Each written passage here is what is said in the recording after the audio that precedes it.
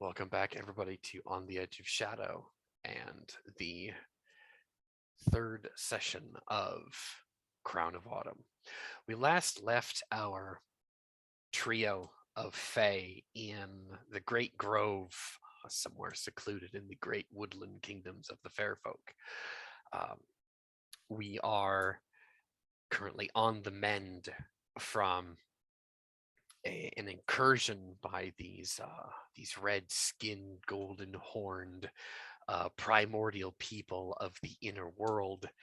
Um, and there's two new faces accompany us. The patron saint of song, Adenost Felsong, has awoken from his arboreal and tree-like state. Uh, Sits on a rock nearby, cleaning himself with what looks to be the tattered remains of a woolen cloak taken from one of these primordial marauders. Um, there's a low smoke, as there was a brief forest fire here as the invaders set fire to some of the trees in the grove. It seems, with some investigation here, that they were looking for something here, but you natives don't quite know what. There's nothing living here of knowledge. But now, as the stage curtains open, we see a still life painting that slowly comes to life and slowly begins adopting uh, the small uh, noises of the autumn forest. Ukion, would you describe your character and where you're standing in this still life painting that is gaining life? Standing a few feet away from the great awakened one, Edenost Felsong is a average height, perhaps slightly taller than average, Dawn Fairfolk with a brilliant coat of orange, of wooden mail, of wooden plate mail, and wrapped in the dark, somber cloak of a Seelie Fae garment. He is Ukian of Tunewith, servant of autumn, a seeker of the crown of autumn. He stands leaning against his pole arm, a wicked scythe-like implement,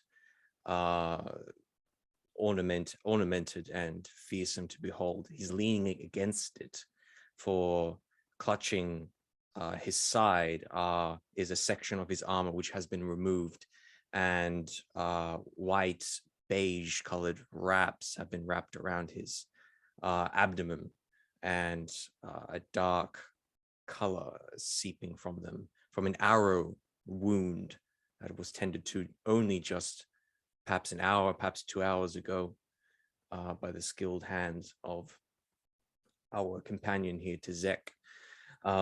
He's wincing slightly, clutching his side, a devastating wound, but still he stands, sweats beading on his brow, but distracted from this pain and this and the smoke and the soot from the attack, and the smell of death and blood in this grove where the remnants of the primordials lay around us in a scattered heap. As he looks upon Edenost Felsong, the great saint of music and dance, almost like a demigod.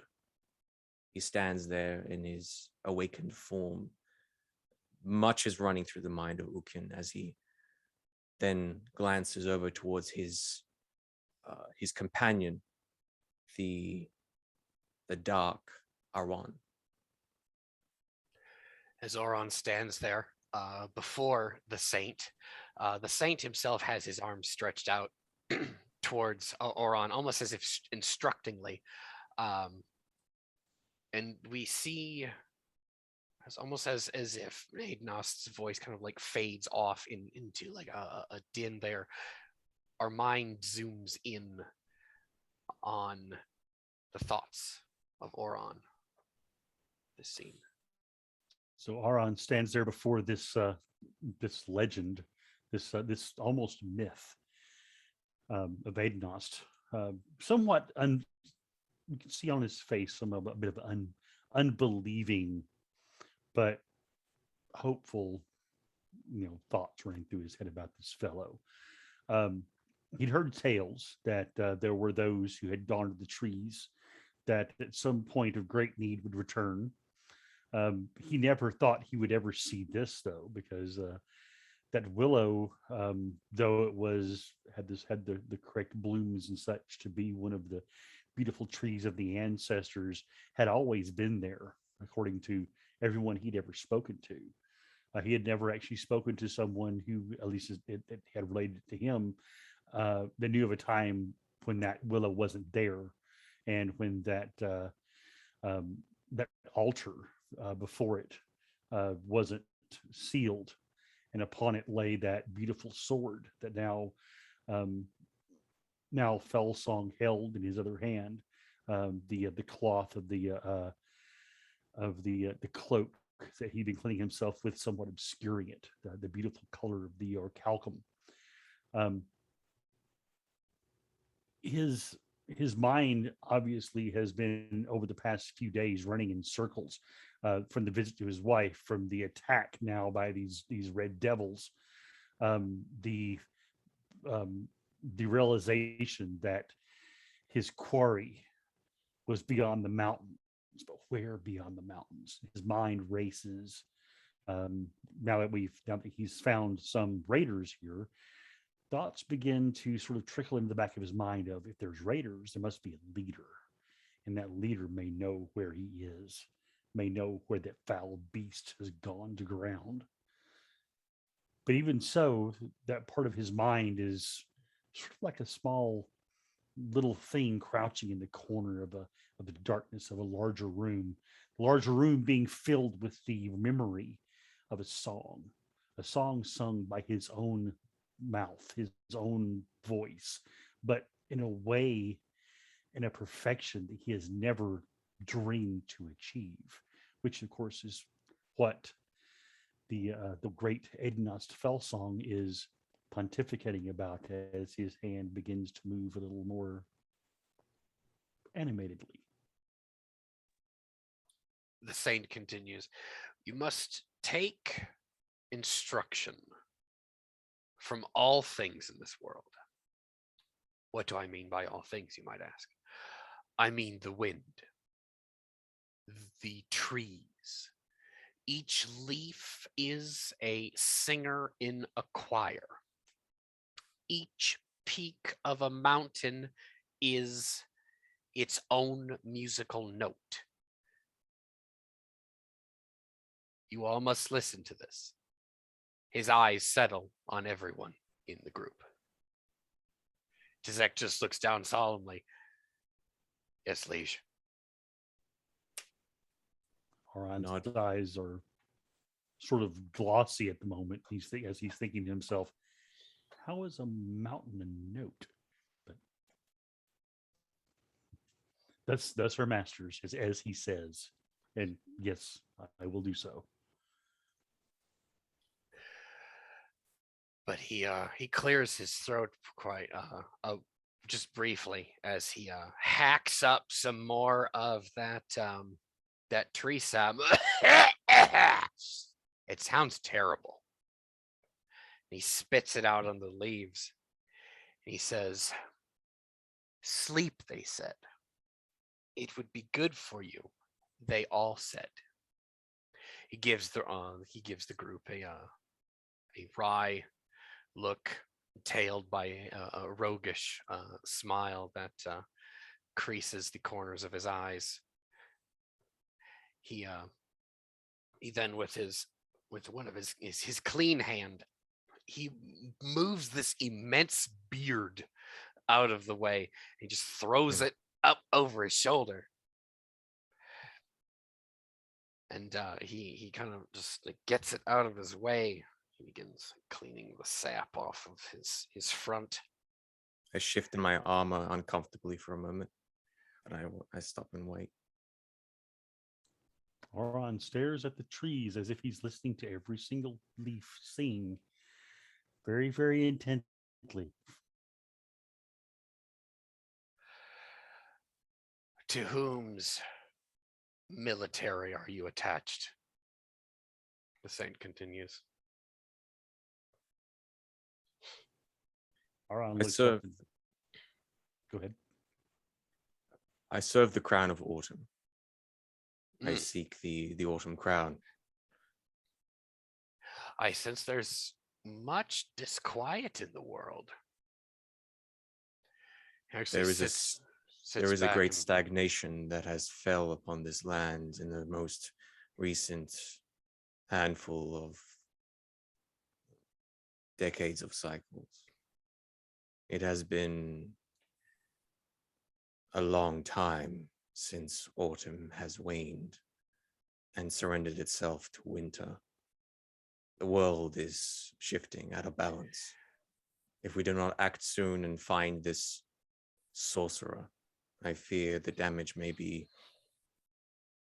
may be too late. he looks on a little concerned, being the eldest here. All of you combined, all of your combined ages, possibly times 10, maybe even 100. He's describe this stagnation. What is it? What does these words mean? Autumn has not become winter. Have the snows not come? Winter has been buried, trapped behind a wall of time which it cannot pass into. It is agony upon the world. The trees have begun to scream. I have felt their pain. It has been a long time. My companion here, Awan, he is a hunter, a warrior of great skill. He is also I believe he is a friend of the Nemersians. I say kind of like a bit confused and a bit like, oh yeah. And then I look What back are at the they? They're mortal people. mortals. Yes, they are mortal people. Well, they were before this. Someone slew the king of autumn and took his crown. I Now, know. With that, his eyebrows disappear into his hairline. I knew one. What? Most Emersians, they're a flash in the in the days. They live at most 100 cycles, if that. Most much less, but 150 cycles ago, I met a maid named Mirai, and she is now a advisor to King Orn Half. She should have died long ago. Things are not dying when they should. I believe, Arwan, if I remember your stories correctly, that you were there when the King of Autumn was slain. Is that correct? I was around. I wasn't actually there, but I have heard the tales. Myself and a bondmate of mine, Logveer, a great ogre, oddly enough, a devotee of the goddess Carnage. That gets an I've heard odd of look his- from Aidenost.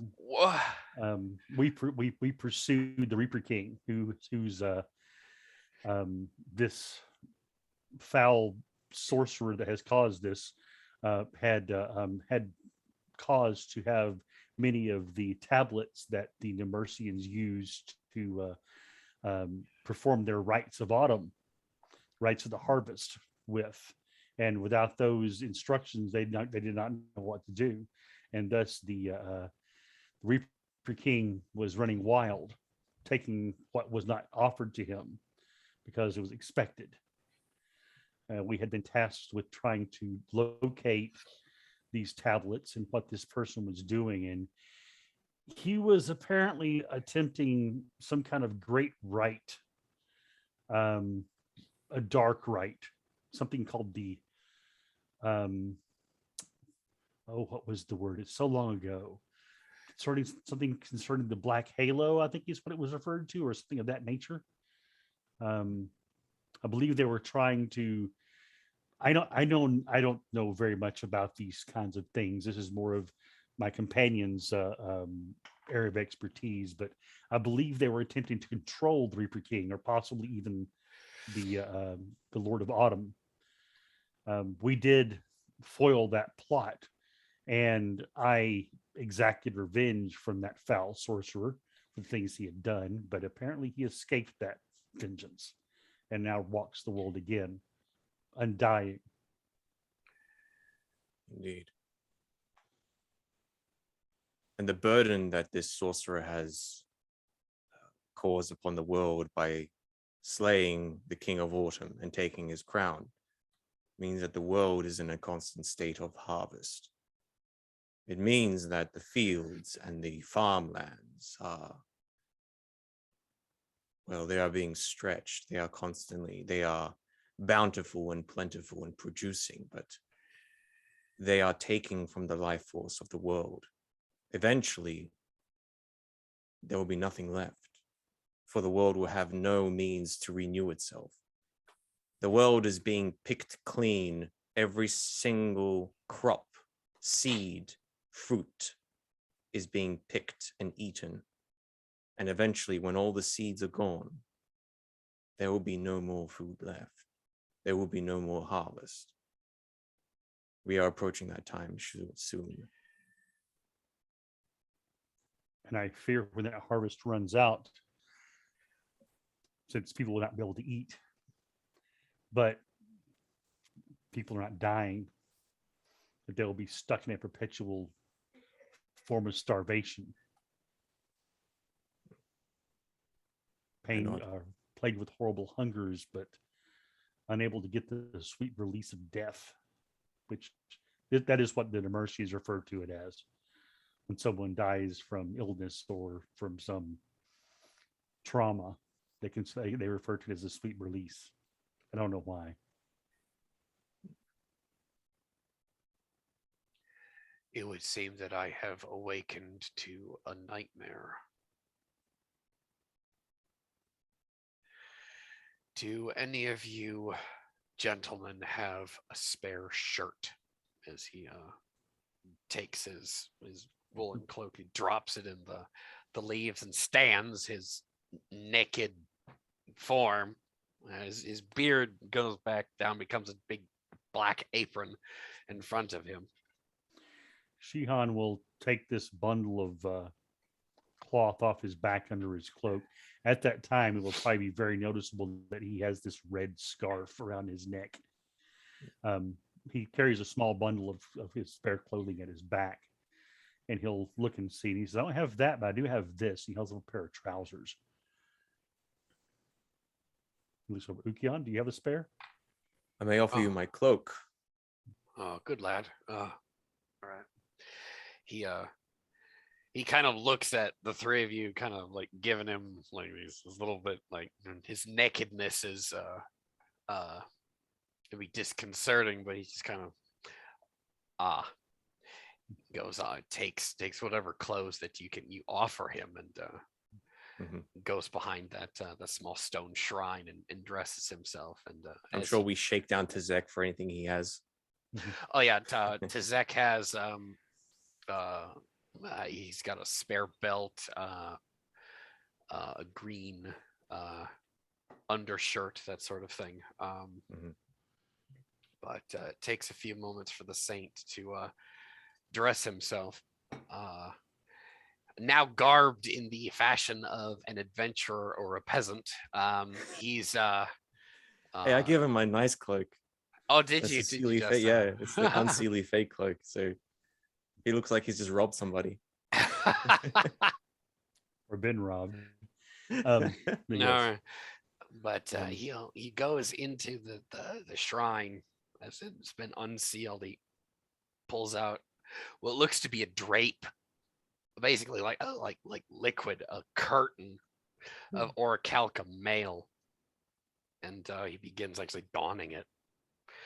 Uh, he belts his orichalcum sword onto his hip. Uh, I offer to help him arm himself, as it's a lot easier with somebody helping you. So I will do that if he will accept it. um, what he doesn't let you help arm him, but he does ask you to hold up his hair as it's Yeah. long and immense. He goes, I will have to cut some of this off and perhaps braid it into bowstrings for the four of you. I apologize for my nakedness. I'm when one comes back from the grove, you're Please, it is as perfectly understandable. naked as the day you were born. Where's the king now? I should go see him. last I saw, he was well, he was at there was a camp a bit away. He's on campaign. Him and his brother fancies himself as the high bard, Ormtune. Yes. I'm sure he'll be happy to see you. He's a high bard now? Apparently. Oh. And Lumifarn is the head warden at the moment. Oh no, that's all that right. would- Yeah, if that would I be, met his grandfather. he'll be happy to see you, I'm sure, as well. Yes. Aron looks over at Ukian and Tizek and such, and he's like, I would offer to escort you back there, but well, our quest is dire. I'm sure I can find my way. I've been over most of this world long before any of your family trees were born or planted. You may find a friend here. Tizek knows him, the Woodwright. Loom, I think is his name. Yes, Loom. Yes. He may Loom be is able still to. alive. Apparently, yes. I knew him when he was a child. Did he carve wood then as well? Only with a knife. He really carved his hands up as opposed to the wood itself. But yes. He's gotten better. Oh, I'm glad. I'm quite glad. It actually brings a very beautiful smile to the saint's face. He still But resides outside of the town of Bree. not too far from here, I believe. It's to the southwest. Excellent. Well, I would suggest, but I'm quite certain that you four don't need my guidance. Be careful. Oh, yes. We will continue our hunt for the sorcerer, but if I may be so bold as to request, Lord Felsong, you spoke earlier of the astromancer. You spoke him by name. I have not been able to gain audience or even approach such a task, but perhaps the astromancer may be willing or able to assist in such a task. I'm sure he's aware of such things, but there is much going on throughout the world. War is burning throughout the coasts, and immortals are fighting each other in pitched battles on the fields and beaches. The peoples known as Atlanteans are waging war on the coasts. The Atlanteans have made it to the mainland. They're actually marching toward. They're marching rimward. Their purpose of doing so, I don't know, but they've made it quite far from the coast now. 150 cycles ago, they had just created a beachhead, a town far to the south on the actual coast of the ocean. But since then, they've made quite an advance. They are threatening the lands of the Arborians now. Truly, I did not even know that. That'll make things more difficult. They're almost towards the inner world then. That does seem to be their goal. I wonder if they're pursuing these red devils as we are, or if they know of that thing and just this is their way of, well, attempting to correct something. Speaking of which, if I may quickly, and I move over to one of these corpses of these primordials, and I just kind of like poke it with my toe, its head, as I sort of inspect it. These ones here, what were they doing here? They look to be looking for something. Why would they come here now? They were apparently Tezek, you mentioned they were spotted here a short while ago. Now Yes, they've returned. Tizek, which no, I've met them. I didn't meet them. I saw them 3 months ago. Yes. Did they awaken the guardians when they last arrived? And I kind of look over, into the smoky, hazy forest, kind of looking for the shapes of those things that have now, I assume they've probably disappeared or kind of returned back to their No, burrows. there's 32 undead horrors at the edge of your guys' grove here. Right. Okay. standing Okay. at They're still there. attention. Okay. Okay. In that case, I would definitely want to add that I've been nervously looking at them and freaking out, but like trying to keep cool. You may overhear Aron sort of say to himself, I wonder if the white grasp had anything to do with these guys. As he looks around, sort of White mumbling to grasp? himself. Yes, a group I met, well, back in my time with in our quest for the tablets. I met well, I guess suppose you would call him a man, by the name of Af.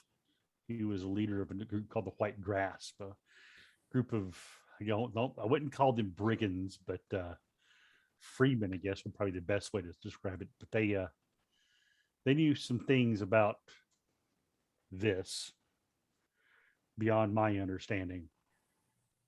But seeing them now just brought them to mind. He well, the saint just, excuse me, gentlemen, he actually takes a few steps away and actually addresses the 32 guardians, and he says, in a language you guys can't understand, but nevertheless sounds beautiful, but it's both beautiful and alien and sing-song.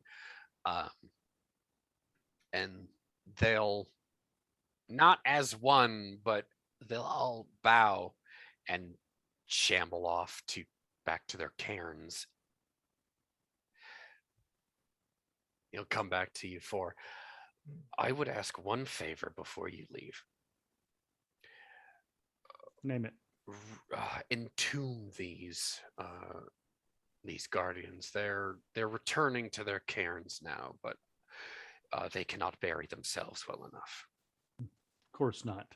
Yes, of course.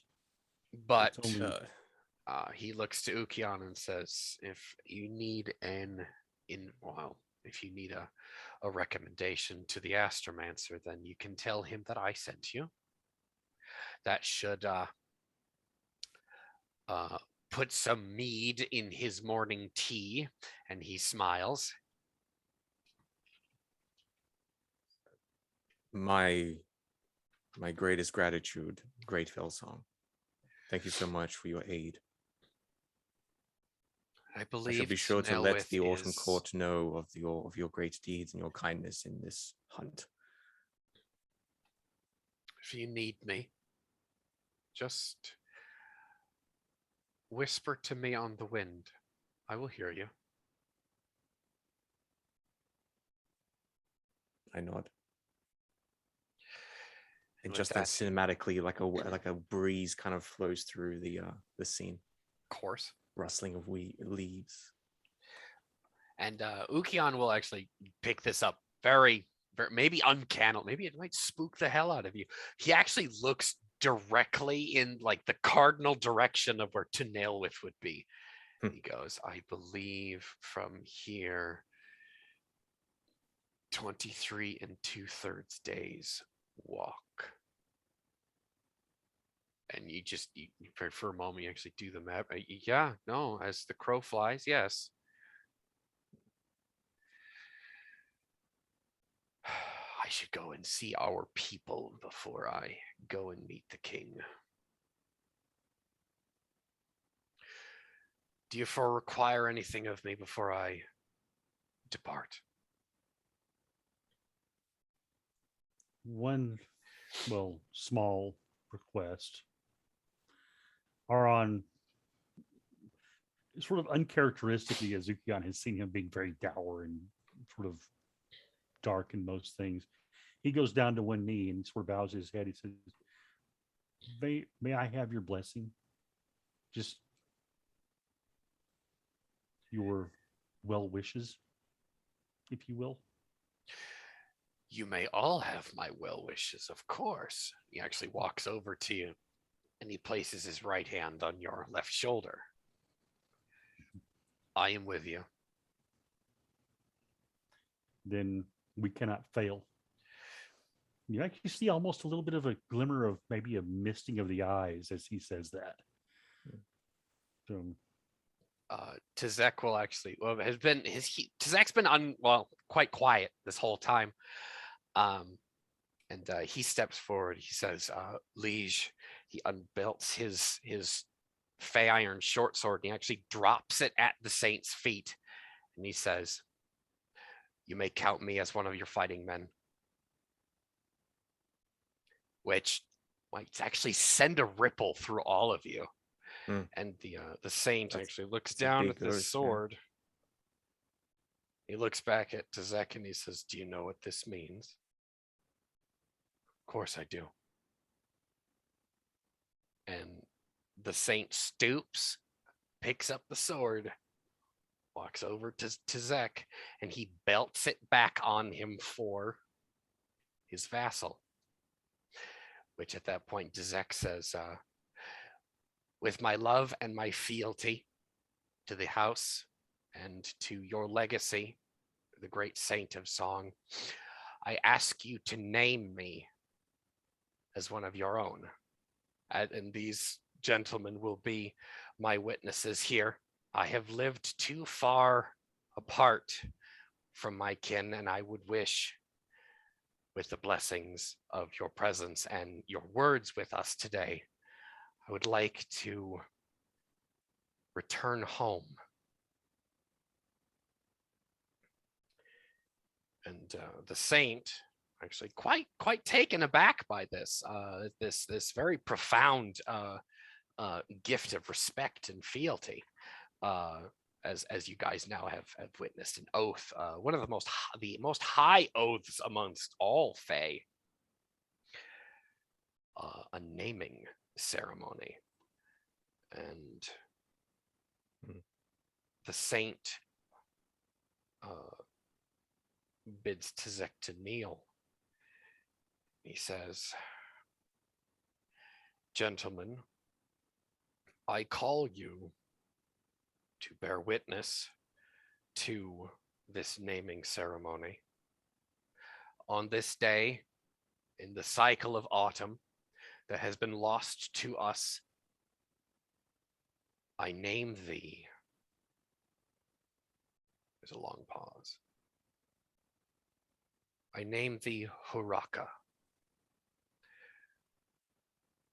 We have heard your precious name. We swear to uphold this name, and may this name carry you and your companions' honor. Come and join your kin, Huraka.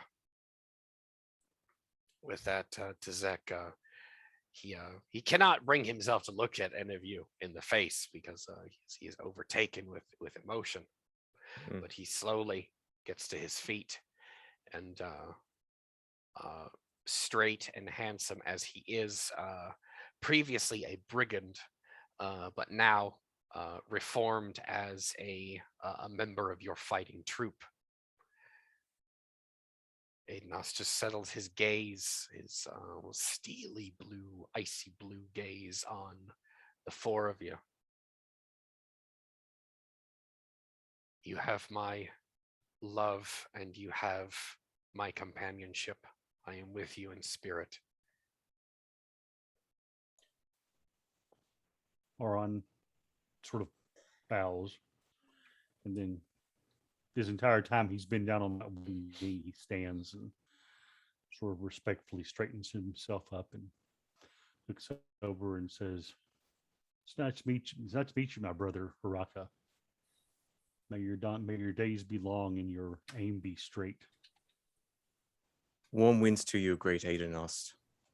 May Arathius bless you on your journey. I thank you. I'll be off. Good hunting to you. And with that, Hidnost actually, you will leave the scene. Mm.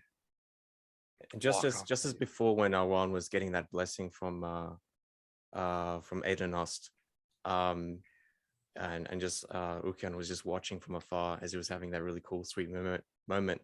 Like there was like a tension in Ukian as he was still standing on the head of this primordial, and he was just beginning to crush it slightly beneath his boot, as he remembered what Aran had done earlier this day, or even yesterday, this day in fact, with the slaying of the nymph. And now he has the audacity to ask for a blessing from this great one. And so like that's just sort of like that pangs of anger sort of like start to quell up and boil up a little bit, like a volcano, a little bit. But that does start to die away, but there is still that strange rage that is now inside Ukian's heart. And he's now wrestling with this extra burden, a burden he would rather not carry, especially not for a companion upon which he has to fight. He's fought with, and almost died with. It's difficult. So with that, actually, I'll call for soliloquies from the party from here. John, Okay. thank you, very beautifully gave one. Oron. So Aron, as this is occurring, this blessing from the saint himself, the misty eyes that he had wasn't necessarily the mists of pride. It was deep down he knew he didn't deserve it. He asked for it, but he sort of in the back of his mind expected him to say, "No, you're unclean. Get away from me." But when he gave it, it was the reason he almost began actually shedding tears was that he felt he was undeserved, but now he has the need to become deserved of that blessing, that he now has a thing that he has to work towards. He thinks to himself the first thing he'll be doing, and he'll actually turn and sort of start making his way wordlessly, obviously having been dismissed, to the nearest cairn to begin to lift the stones back and place them over the man inside, who has given more than Aron has ever considered and deserved, and much more deserving of a blessing than Aron ever will be in his mind, to lay him to rest properly, to give him the honor that is deserved. And in his beginning sort of way of thinking that this is the start of something better. This is the start of something better for Aron. This may be the beginning of the path back from Aron back to that lad that first laid eyes upon this shrine and that tree that is now walking back possibly to where Shihan lives, somewhere deep back in the dark. Does Ukian join in with the rest of his fellows, re-entombing the guardians? Yeah, making my way, following our companions. Again, that I'm looking pretty. How that wound is still very is still is keeping me back. So it's difficult to make to I'm not very keen. Ukin's not very keen to exert himself, especially wounded, and especially given how we still need to hunt this sorcerer. That's still the most important thing to do right now. So he's saving himself, but he will help. But he will save himself. He will not go. He will not hurt himself in this endeavor. He will act. He'll work much more slowly in order to save himself, so he doesn't get further wounded. But yes, he will attempt to. As he lifts stones, Aron sort of holds his hand up and places on the stone and puts it back and says, "Brother, I'll take care of the lifting. You just lay a blessing on these deserved folks, if you would. Your hands." I can manage it, but yes, I understand, but my hands are already dirty. I look at your hands. Look at my hands. They're both covered in blood and dirt from picking up these stones and from the battle earlier. But I nod. Thank you. Thank you. Okay. And he'll go back to doing the hard labor of lifting these stones. Which, funny thing is he's not the most he's not the strongest of Fae. Let's put it that way. No, I was gonna say Oron's physique ain't that good though. Is it? Okay. One of these cairns, I will say, as a couple of them, as you're going about to rebury these fallen lords and ladies, you kind of meet them as they're like cresting this cairn and like going to like one of them like sit down. This big skeletal horror, still in its armor, will actually sit down, like get itself almost like a person is like getting into bed and like get themselves comfortable, and almost it's a little, it's horrific, but kind of like, I'm not gonna say cute, it's lifelike.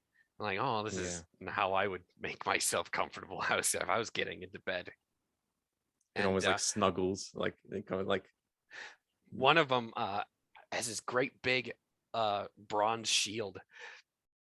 Actually, he'll lay down. He's one of the more ancient Nemercian kings. He'll lay down and like get himself, his bones and his mail all like flattened out, and he'll pull this shield up so it actually sits like the rim is like where his navel would be, and he'll lay down. And as soon as Oron gets there, and like uncannily enough, this skull looks over into your eyes, and you almost see,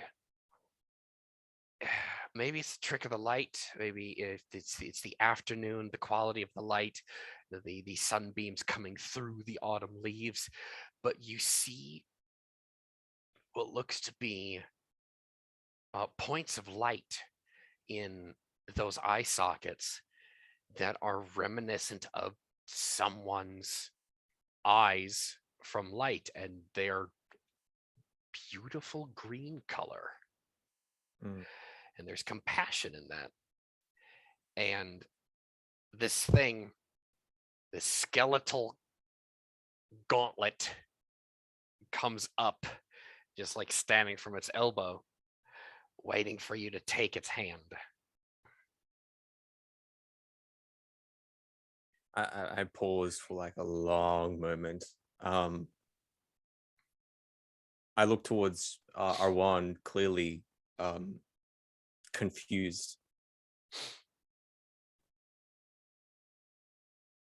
Aron looks into these eyes, these green eyes, with compassion. And he breathes in and breathes out. He tells him, and actually says, he'll say it in the Mercian. He'll say, "You've done well today. Rest well." He'll reach down and he will actually touch the thing, almost like you're telling a person good night. a friend good night, and he'll run his hand like sort of on the side of the skull, and he'll say, "Rest now." So When you reach out, the skeleton actually like takes your hand, like Mhm. it might scare the shit out of you because it grabs you, Mhm. and you hear a rasp from somewhere below the ground. Sleep. It finally comes at long last. and It lets go, and then we see it rests on that breastplate, and then those eyes, the light dissipates. and Aron will close his eyes for a moment, and he won't necessarily mutter a prayer so much as because he's never really been a very religious person. He'll just say, you know, rest well, and I hope you never have to be disturbed again.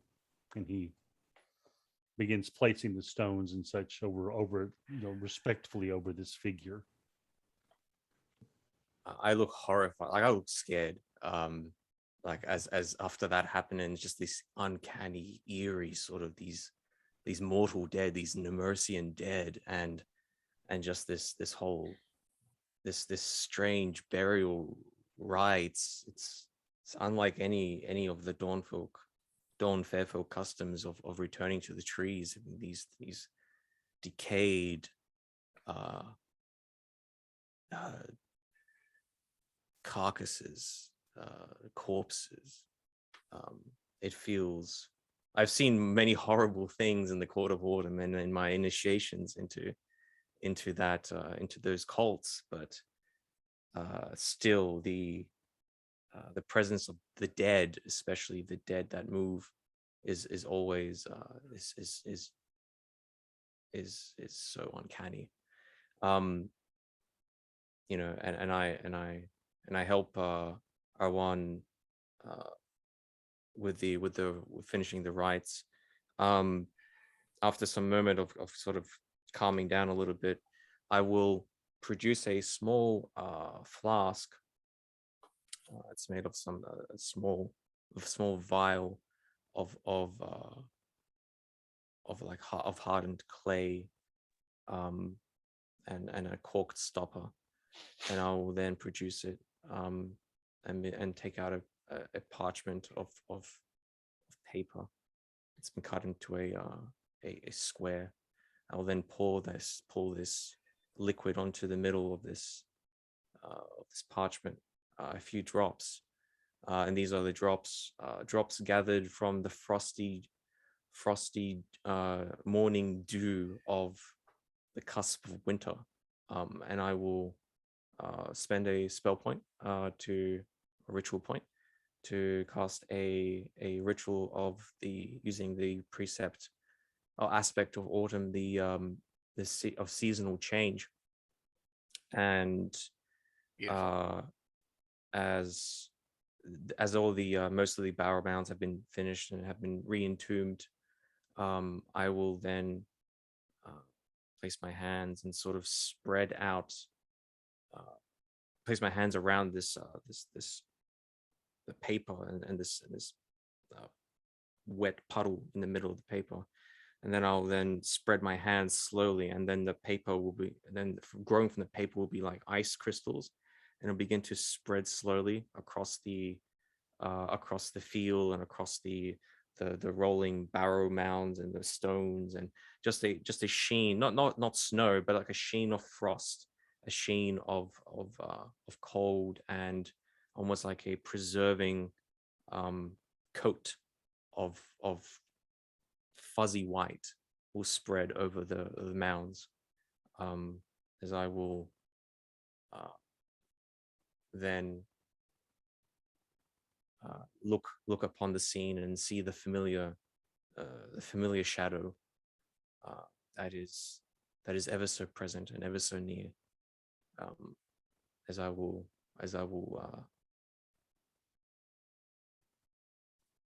enact the pact for this event to occur. I'll then stand, and a little frost will coming from our breath from this, and I'll then look over my companions and I'll nod to say wordlessly as if the deed has been done.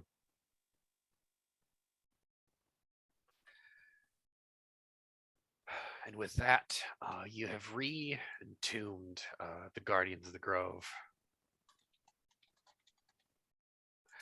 And with that, well, where do we think we need to go now? Our task for Aedanos has been completed. Awan, Salmanak, Tezek. Oh, apologies. It will not happen again. Haruka. We should perhaps investigate what these primordials are looking for in the grove.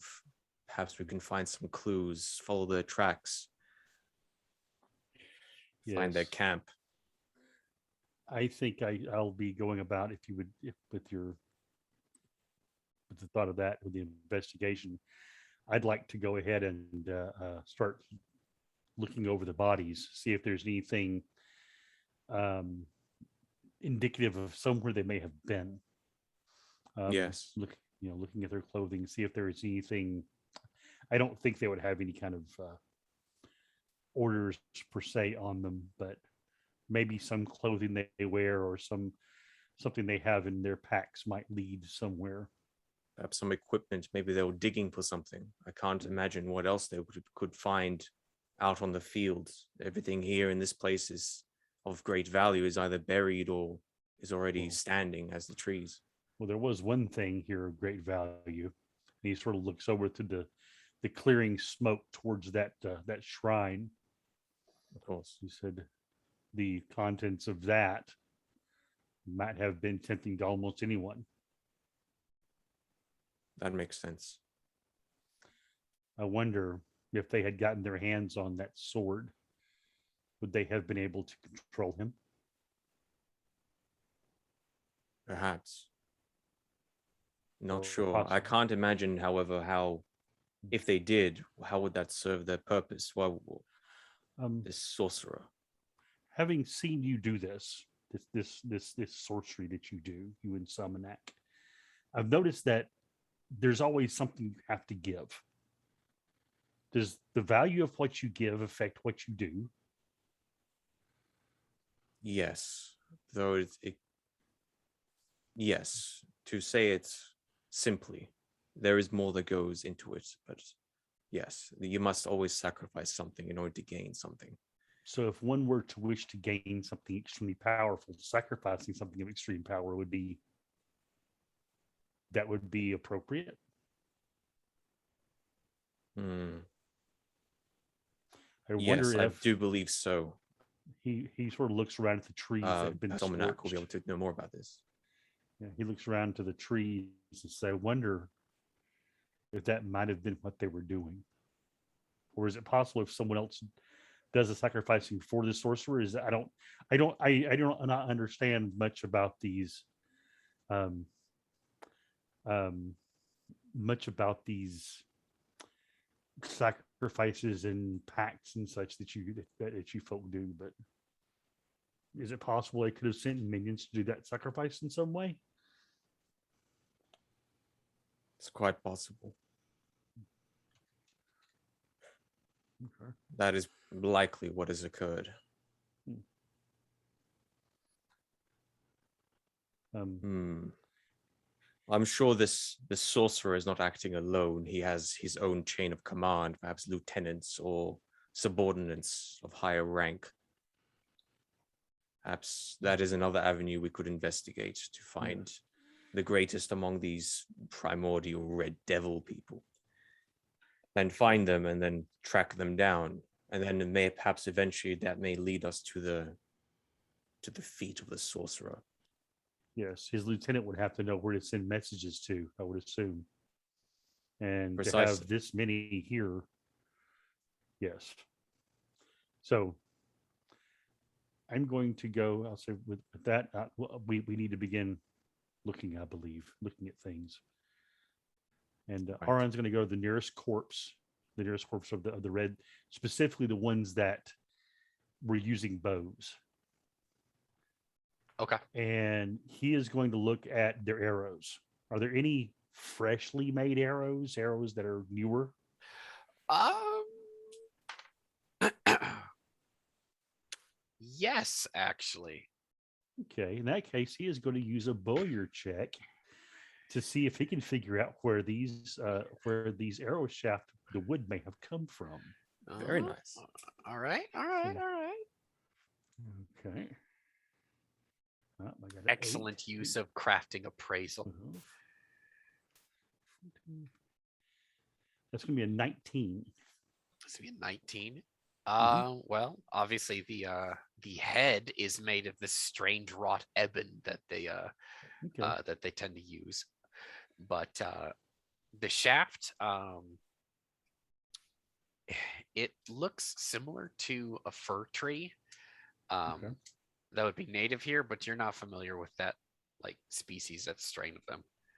Can I make a wilderness lore check to see if I may have come across something like them in the local Sure. area?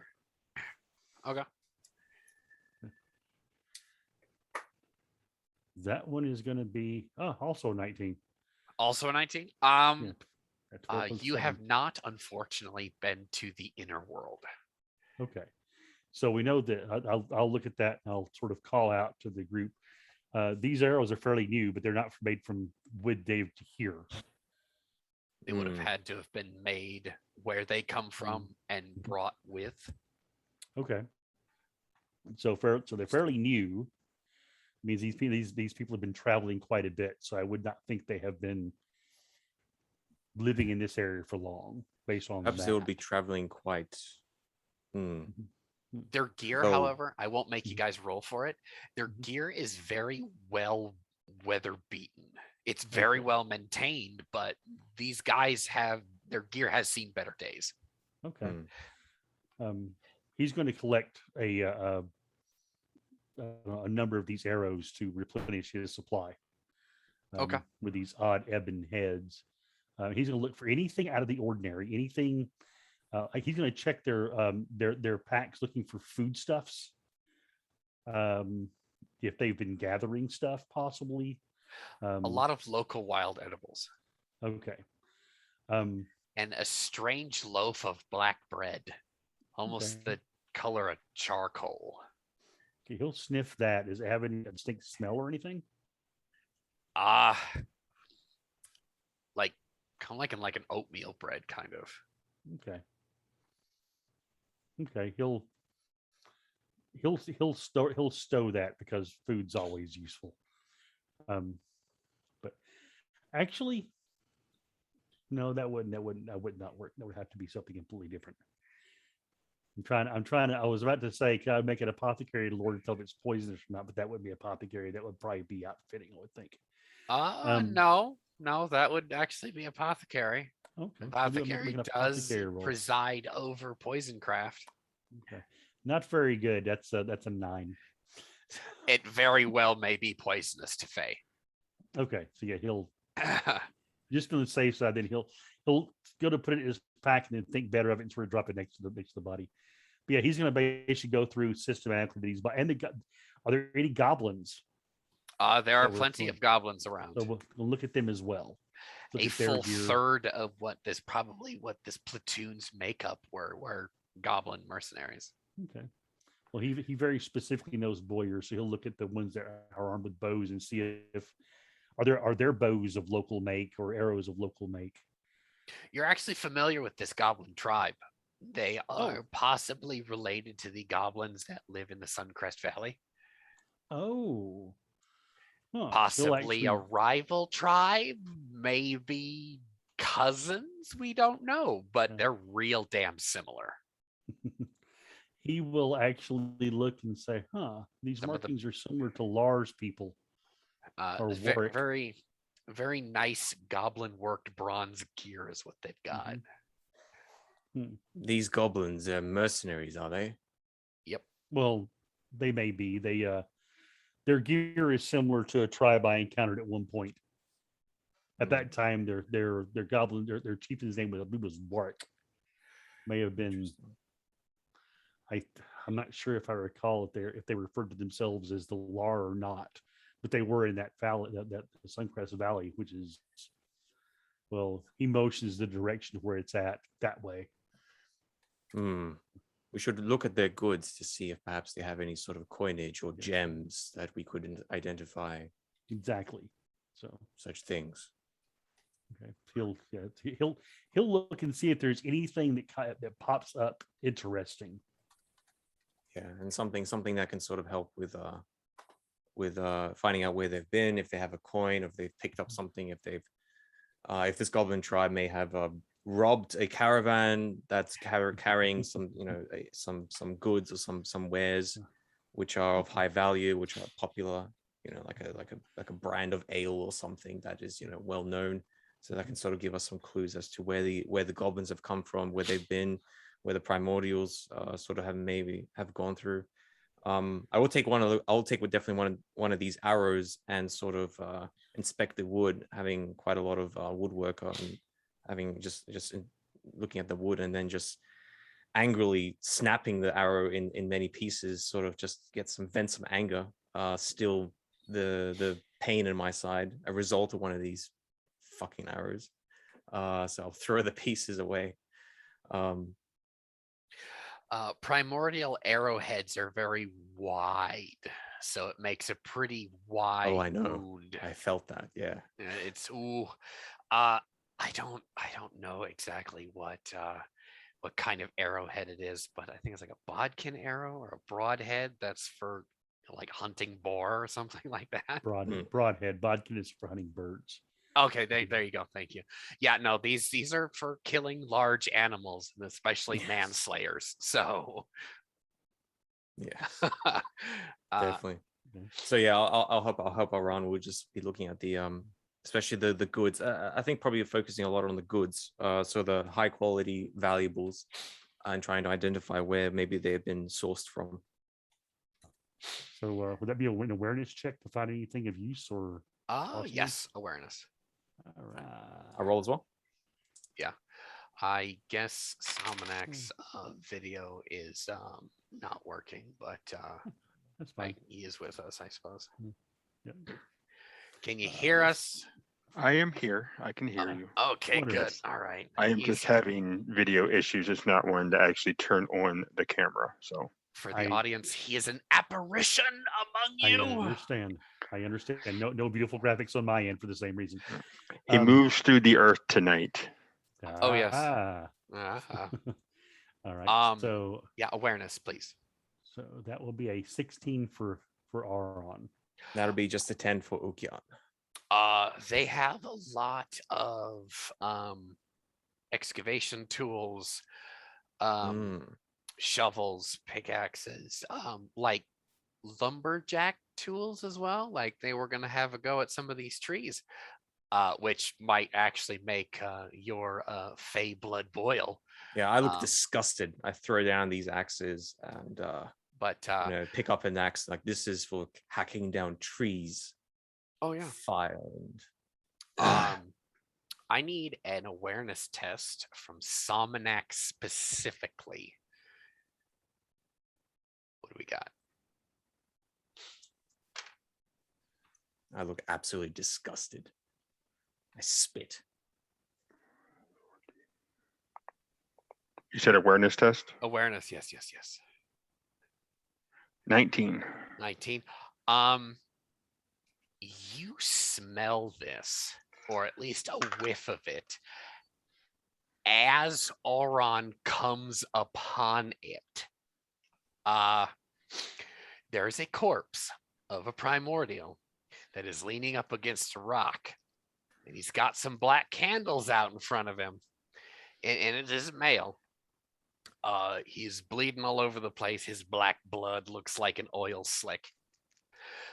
And Salmonac, you get that pungent, almost sweet, rotting, burnt death smell on the wind as Oron comes upon this corpse with maybe the blood starting to catch fire. It's starting to catch fire. Oh yeah, oh yeah. How far away? Like How far away from him am I? You're within yelling distance, but now specifically for Oron's part of the scene, you actually see this. It looks like he was a lieutenant, Mhm. maybe a priest, a warrior priest of some kind. He has a holy symbol that looks like a hand of glory, Okay. and is in like you're seeing all these things happen almost in like slow motion, like the blood catch on fire, and you actually see this warrior priest, the light leave his eyes.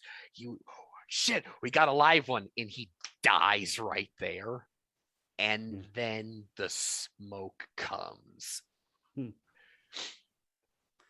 Aron will sort of look at it like, what? Blood causing smoke? You can interrupt at any time, Salmonak. Get away from the body. Would you, like, Aron, would you like me to do a self-control check for this? Oh, please do. Or you can just choose to fail it if you want. right, I will do a reaction test. Oh, okay. All right, That's gonna be a 16. 16. Yeah. Go for it. Put a 16 on my reaction test to see what my reaction. Yeah, as soon as with a 16 is pretty much as soon as I hear him go away from the body, I've literally have been looking at different things and thinking, and Aron's been thinking to himself, maybe I should suggest one of these two look for ritual stuff. And The he smoke sees is that, black purple. yeah, and he's going to jump backwards and put a good 20 feet between him and the body. What should we do? He sort of yells out as he doesn't know what to do at this point. What is that? I don't know. He looks at Salmonak. That's their blood. That's their blood burning. That's what Blood? killed the others. You inhale that, you die. And by the way, Salmonak is trying really hard. Like you can see him like shaking. He's trying really hard to actually keep his cool while he's saying this. He's about to bolt. I need Aron, a get death back, save get back, from get back. Oron. Okay. That would be that is a dude, that's under spirit, right? Yeah, that is spirit. Spirit plus level. Actual death. No. Wait. Death saving throw. Let's do this right. Let's do this properly. We don't have those here. Yeah, no. That would be conditioning.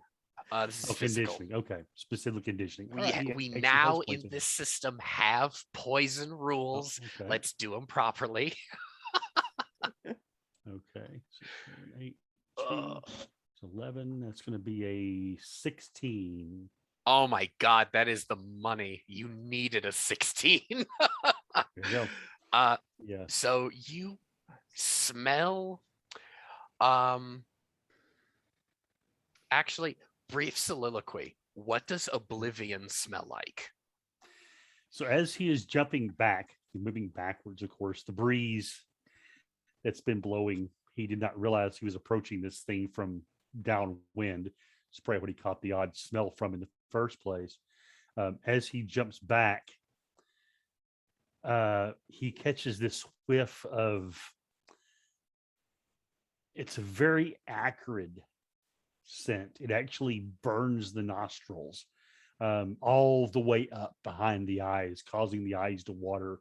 And he very quickly throws his scarf across his face to ward away that stench. His eyes begin to water, and the smell is almost impossible to describe. As literally it for a moment is almost as if Aron himself cannot get a breath. He goes to take a breath of sweet air, and it's almost as if his lungs won't expand, and he stumbles back falls to the ground just for a bit and sort of pulls himself across the ground a bit, waves his hand in front of his face, and gets to a clear spot where he breathes in, and that flow of air into his lungs is like heaven, even with the stench of death, with the acrid smell of burning foliage, and his own body having been through combat multiple times. That breath just feels clean compared to what he just experienced, even just as a small whiff. With a quick motion, Haraka actually comes over to Ukion and says, "All right, we need to retreat here." And he's actually beginning to help you as you're the most hobbled of the group. What is that black magic that has been left here despoiling this grove? Now is not the time. He kind of looks very nervously over at Samanak. What do we do? What if we leave it here? What if these other trees? There may be other ancestors here. We'll leave them to the fate of whatever the hell that thing is. Narrator, as an aside, Is there nothing we can do, Somanak? Is there nothing we can do? Okay. when this happened the last time, did it only affect living beings, or did the actual vegetation die around it? Besides the burning, of course. When you came back to that site the first time around, you guys came back to a place that almost looked like it had been like tinted, like everything had like a sheen of like basically like charcoal shavings over. Everything's been, I think, bleached but black, not necessarily like shriveled up and dead, but clearly there's no life left in those plants either. It seems the smoke at the time kind of like choked the life out of everything there without like killing the foliage outright, like shriveling it. You know how plants like will shrivel, die, and then like decompose. It's almost like they were like trapped in that state, but there's no life in there. Okay. How far is the river from here? Is it within like a quick run? Few hundred yards. Okay, Aron is going to actually push aside and the assistance that he's currently getting, and he'll say, "Haraka, we need to get to the water. We need and he'll actually scoop up anything he can find, like a pot or even if there's a helmling about, and he'll say, "We have to put that fire out." And he'll yell that. 32 on a self-control, by the way, when I get ready to do this. All right. Okay, let me backtrack for a second. He was about to bolt. Right. Ukion brings up the ancestors. We can't let this sit here because of the ancestors. Right. That's going to give him that snapshot. That's why I did the second self-control check. Yep. It's going to give him that snapshot of, I want to bolt, but I really can't. Right. Because if I bolt, this is going to die and the earth is going to die, and I can't have that happen. So Ukion's words, you're going to see Samanak kind of go from shaken and like I said, like getting ready to run for his life. Yeah, which freaks me out because you're usually so calm. So like you're freaking out. I'm like, oh my God, this is right. You'll actually see him. He's actually going to take one of his like scarves or pieces of cloth out. Mm-hmm. And this is probably when Aron and Haraka is going to go run to the river. He's going to douse it with water from his skin, wrap it around his mouth, and take one of his satchels of dirt, his blessed dirt, and he's actually going to basically inch up to where the candles and the blood are, and he's going to attempt to try to stifle it while they're getting water. In that moment, I probably would have also lingered behind, but I would have ran off to get water as well, as that seemed, I don't know, that trusting Arwan's judgment for a second. I think that sounds like a good idea. So I'll be running off. I'll be yelling after the two of them, or the three of us, the four of us actually. Do we have pails? Do we have buckets? I'm just looking around wildly. I've got a water skin. I don't have a helmet. I don't have anything like, something to carry a lot of water. Yeah. Aron I'm is gonna say actually you going guys probably find a rusted helm, probably can half grab in that. the Oh, yeah. dirt. Aron's also going to take off his cloak and put it around and hold it in one hand with the idea of dunking it into the water to soak it, if nothing else, casting it over the fire itself. But yeah, There was a chest, wasn't there? That the Edenost had uncovered. Is that correct? That was the shrine. I suppose The you could shrine, yeah. probably consider it a stone chest, but Yeah. Oh, it's a stone chest. Yeah, it's not. It's gonna be too heavy to obviously carry. Okay. yeah. He'll grab that helmet up and get to the water, scoop that, dunk his cloak under the water and pull it up, making sure it's fully saturated. He'll actually call out, and he'll say, "Pike Lord, lend me some of your water," as he dunks the cloak underneath. Well done. And Who's actually charging back into the smoke? The purple black smoke, death smoke. well, once he dunks in the water, he's going to cover his face. Actually, let me do an awareness check real quick to see if he actually sees. So I'm assuming summon- everybody is. Well, definitely I will be, but he's gonna. With an awareness of 14, would he have noticed that the Samanak soaked his the cloth around his face? Maybe. Okay, I'm just thinking that because would he think about doing that possibly? So who else is going back into the smoke? I'm assuming I we're will going to the river, wait. gathering water, and then coming. I'll back. gather water and wait. But I will not approach the smoke. I will stand there at the edge, thinking what to do. But I will wait for a moment, looking very nervous. Yeah, Shihan is going to head upwind, so Somnak? above the smoke. So You said you were going to go to the river and you never said anything. I didn't say I was going to the river. All right, what are we doing then? Yeah, Keith is the only one telling me what's going on here. Well, I'm talking to while everybody. I said it while he was going to the river. He was going to douse his cloth, wrap it around his face, grab his pouch of dirt, and try his best to go stifle out the candles and blood while they're going to get water. So he's already going toward the smoke. Okay. I've gotten water. I've gotten water with R1 from Samanak then. Okay. I've gotten just to be Conditioning clear, or I've gotten life force. This is conditioning. So this will be no, it's not corruption based. This is physical. Okay. And just to be clear, I've gotten water with R1, so I've got like a tin helmet bucket of water. Okay.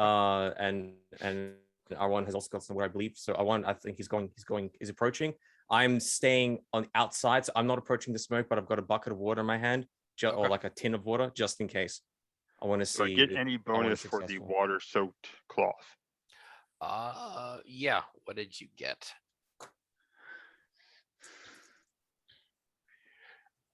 Actually, I completely forgot about that blessing thing too. I have a 16 with the blessing. All right. You are going to pass your death save for this scene. I'm gonna say you will be able to actually get back into the grove, get back to that site, which is a damn near impossible thing to do because the smoke is so damn thick.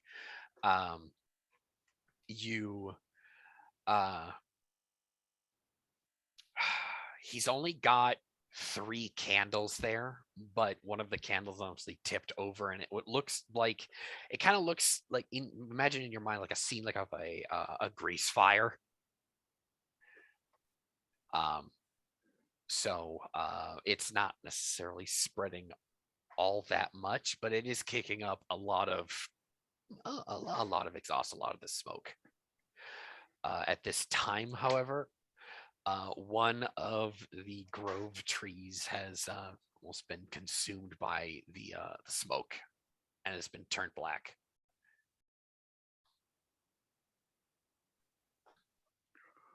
All right. Oh.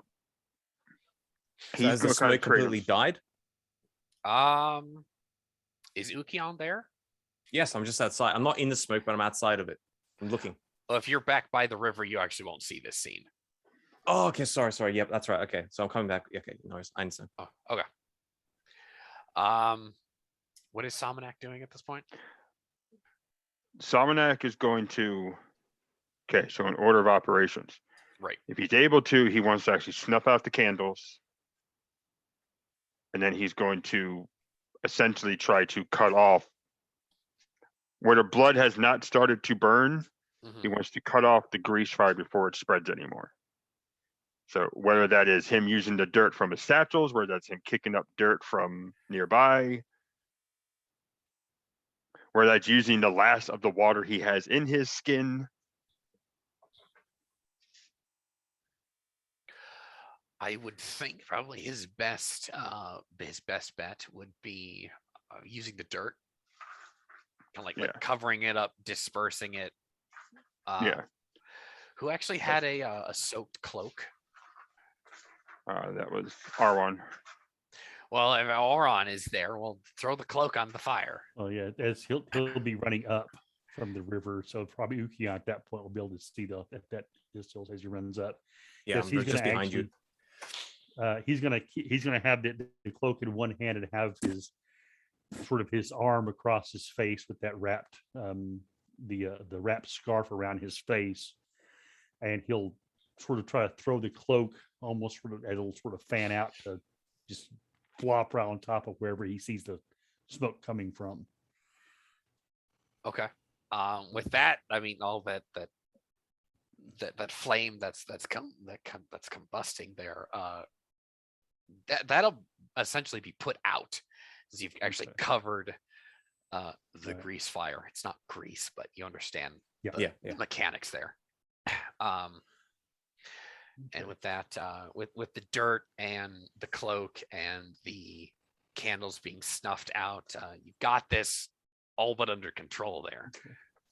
He's also going to run back to Ukion, grab the helmet he has full of water, go back and douse that on it too, just in case. Yeah, I give that to you. Yeah. Yeah. Just nothing else. Maybe he'll actually probably splash that on the corpse, the water to just in case. Don't know what he's got on him. Right. Yeah. Oh no, that's actually perfect. So yeah, he'll do that, and then stomp all over the cloak, just to make sure it's completely put out the entire time, holding his breath as long as he can, and then heading away from the smoke to catch a breath. The air probably has a sting to it, I'm willing to bet. Oh yeah, it so is that not stuff pleasant. Touches the skin. So yeah, you like feel acidic. like dirty, like you need a shower now, or need to bathe somehow. Okay. Yeah, he'll scamper out and looking sort of concernedly at Salmonak's there, and sort of shy away from it. As we reconnoiter possibly to the opposite bank of the river for added safety, we'll have a new scene here. Ron, what did you see? What happened before that smoke came? I came upon the corpse. I was just about to call out to one of the two of you because I saw candles. Candles. And one of them. Can you describe them? Black candles. Black candles. They wax. I don't know for sure. I didn't really get a good look at it. Can I do an awareness test to see how much I can recall? Sure, actually. With a 7 in esoteric knowledge, I can probably assume black candles. That's obvious. This is obviously sorcery. Ritual magic of some kind. Yes. Yeah. Whatever to sort of guess. 21.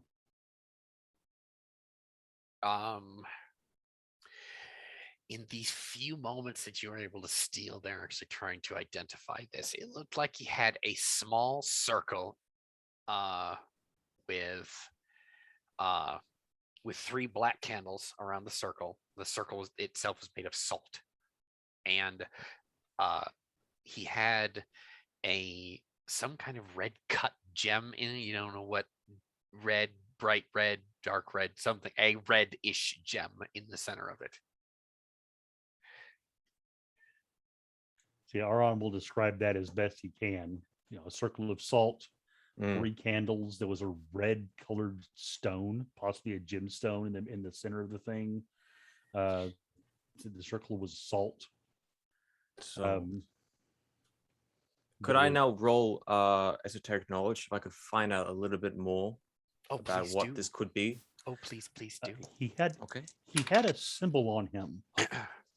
Oh yeah, the best like part. a hand. Like a hand. Yes. Do you remember how many fingers it was? 5 fingers or 4 fingers and a thumb?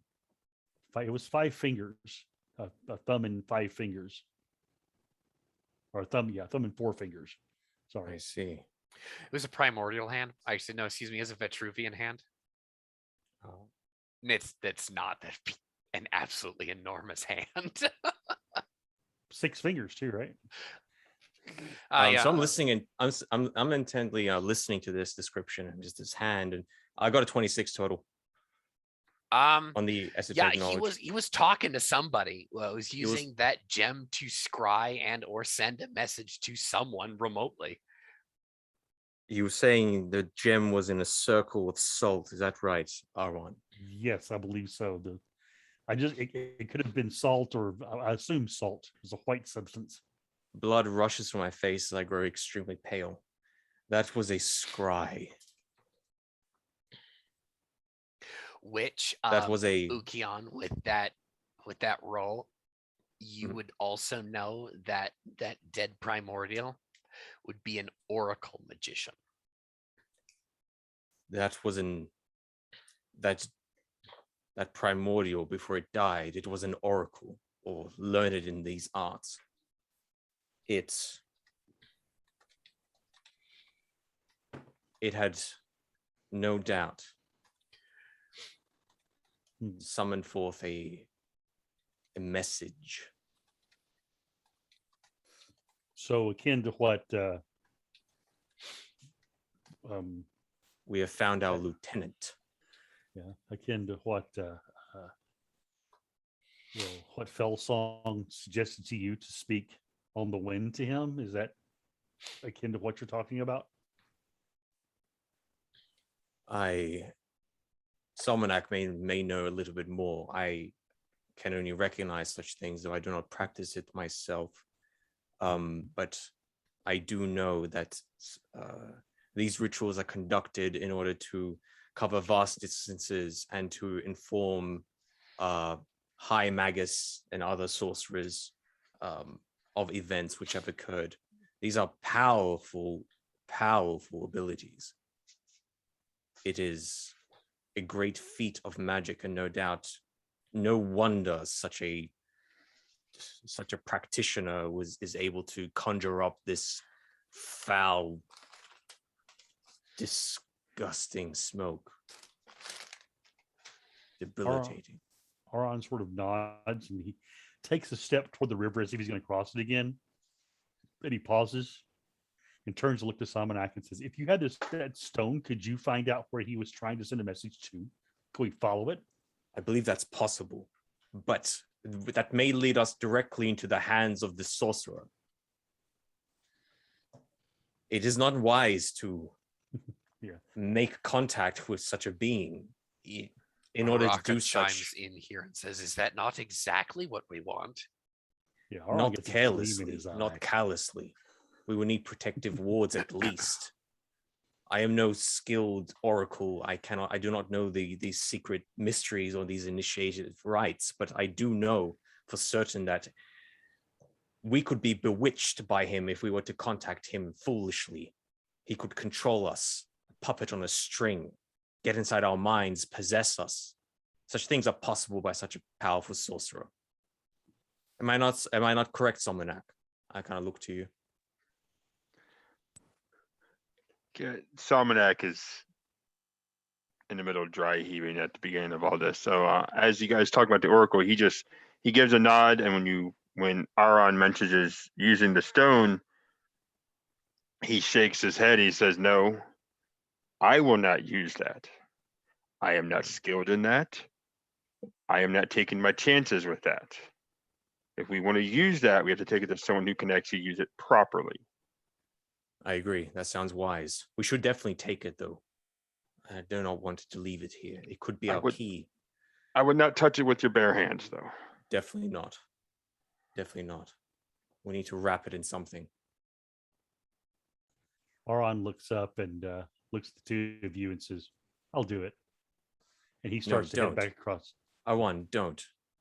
You don't need to do this. Yeah, he gets about 1 foot in the river, and he looks back and he says, "Actually, I do.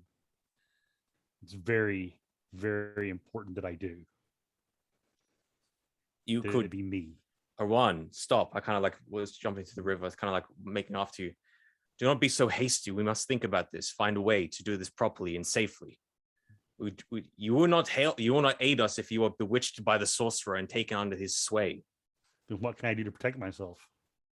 Are there words you can lay upon me, or I have no such powers unless Salmonak knows something. There is a village nearby. We can ask for some sort of shaman, or I do not know. But what happens if some curses? If only Adenos was here. But what if some local, seeing the smoke, comes to investigate the grove, sees it laying there and picks it up? Oh, we can't just leave it there. No, definitely not. I agree. Perhaps one of us should watch it while the rest of us go into the camp, go into the nearby town of Bree. Perhaps find Loom. He's been around for a long time. Perhaps he may know somebody who may aid us in this. Learn how to safely gather such a thing. Then you two are most learned in this. I can go guard this thing and make sure no one touches it. If you three want to go and you still have your cloak, no? My cloak is over it up there. That he left it there. He didn't pick it up. Okay. I simply said don't touch it with your bare hands. Oh, so if I were to wrap it in a cloak, could we take it then to Loom? That would be safe.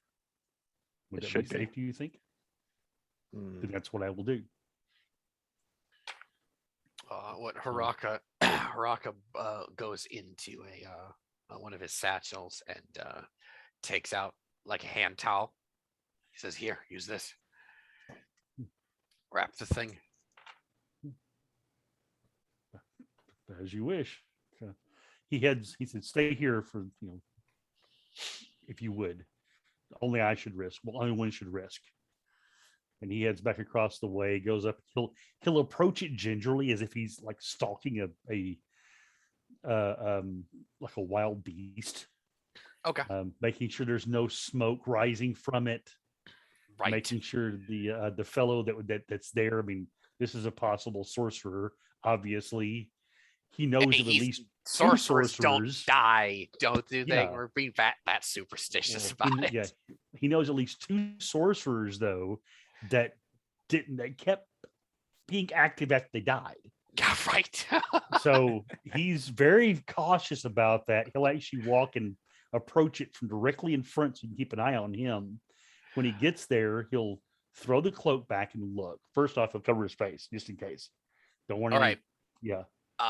You will need another death save when you get into its immediate vicinity, because that's where like it was most potent and most thick. Right. With the breeze that's actually moving through the grove, it's mostly dissipated at this point. But as you're kind of like entering the nucleus, it's still tainted here. As Aaron bravely and epically goes to fetch this thing, I say to the others as we're waiting for him, "I don't like this. He's too brash. I fear something may happen." And I slowly make my way to go and 24 that time. Well done.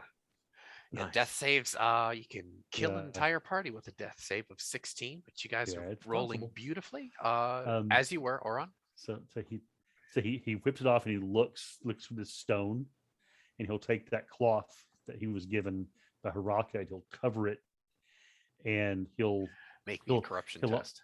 okay. He'll also wear a glove. I was going to say Atta boy. corruption God test. damn it! Come on. Well, they said don't touch. I know, He's I being know, I very know, I know. careful You here. guys are just no fun. Okay. Okay. Your narrator is really big into oh, possession, it's undead, Slaughterhouse the occult, narrator. so I I'm see how trying to this is. Fuck everyone. That's 19. Ah, That's a better luck 28. next time. 28 Yes. on the corruption test. Whoa. Yes. Oh, so what's gonna That's what I happen said. here? Nice. Well done. Oh, no. Uh, Sorry, 32 plus 4. There you Look go. at that. Yeah. yeah. Yeah, this is why we ask blessings of saints. That lasts 24 hours, So, Uh, so or as long as you're within his presence. So with Um, his gloved hand, he'll take that, cover it, sort of pick it up, mud and all, and wrap it. And then he'll look over. He'll pull out his belt knife and cut the cord on that symbol. Okay. And he's going to sort of add that to the bundle. Okay, Because that okay, might be okay, important too. And wrap the whole thing up on in his cloak as a double. So he's coming back with this big ball of wet, muddy, dirty cloth. So, and he'll actually dunk it in the water to rinse it off real good before he takes it all the way across. Oh, you're not back at the river yet. We're gonna rock and roll Okay. with this That's roll. fine. No, wait, now Okay. you Hmm. you touch this thing. Okay. Touch it. And as you're trying to like pick it up, some salt in there, you kind of disrupt kind of like that ritual circle there. Mhm. And you hear a disturbingly familiar cackle in your mind. Mhm. And and it says, "Hello again, little forest devil." There you are, you bastard. He'll look around as he hears it. Where are you hiding? Your gaze settles upon the corpse as the thing's mouth is moving. Okay. This happens as you kind of like cut the holy symbols string there, as Mhm. the symbol kind of slides down the breastplate as this thing Mhm. rasps to you. Mhm. And what it's gonna do is this corpse is, oh my gosh, it's gonna try to grab you. It's gonna make a grab attack of Okay. 27. Okay. Defense test. Yep. Yo. Okay. See, that's gonna be 15. Oh, he's gonna grab me. Oh yeah, that's so gonna he be grabs your dagger hand. 23. My total defense. So yeah, he got me. As it Okay. says that thing, you little forest devil. He Okay. just like to pull you close, like almost like you're like Mhm. nose to nose with this thing. It's kind of drooling this black blood. It's not. It's uncanny valley. Okay. He'll recognize the voice. He says, he calls out, and says, "Where are you hiding, bastard?" Thing grabs me, he looks things in the eye. He says, "Good, you're close. I need a new scarf." And he, at that point, he gives a very, and they probably cure this at the river, a very dark laugh. "Come to me, prey. Let me skin you again." You can try, child, but I am nowhere near you. You come to me. As the thing just like fucking starts melting in front of you and gets this Okay. all over you, it like turns Yeah. to like mush and jelly. Yeah, he'll pull back, and if the symbol's still in the middle of that, he's not gonna fuck with it. Not gonna leave it there. Not gonna mess with it. And he's gonna step back, and he'll sort of look at it, and he'll sort of grin, that dark grin that remembers that dark cave, that copper mine, where he had him on that table, and that dark grin comes to his face, the true Aron. And he says, yes. If he's taunting, he's scared. He should be. He turns and sort of lopes off towards the river at that point. Yeah, you'll meet Yukon and maybe the others as we kind of rush towards you. I Yeah. probably fair to say as you screamed Yeah. and started laughing and cackling. I'm like, Yeah. oh, no, my worst fears have come to fruition. He's been Yeah. possessed by the stone. So I'm running across the river, trying to find Aran and like sweat and wet from the just literally running through the river in order to get to you as quickly as possible. Yeah. The three of us are just looking at you with just shock in our eyes. What has happened? Oh, what has happened? Stay back. Yeah, I'm about to say the look on his face probably brings all of that fear that Okion has about the darkness that's in Aron up to the surface. Yeah. He'll stop and he'll say, the prey's taunting us now. And he taunts when he's afraid. Who's he? Who are you? Who am I? I'm Aron. You know me. Squint my eyes. Are you? Yes. Why did you laugh then? What was that? Who's taunting Because- us?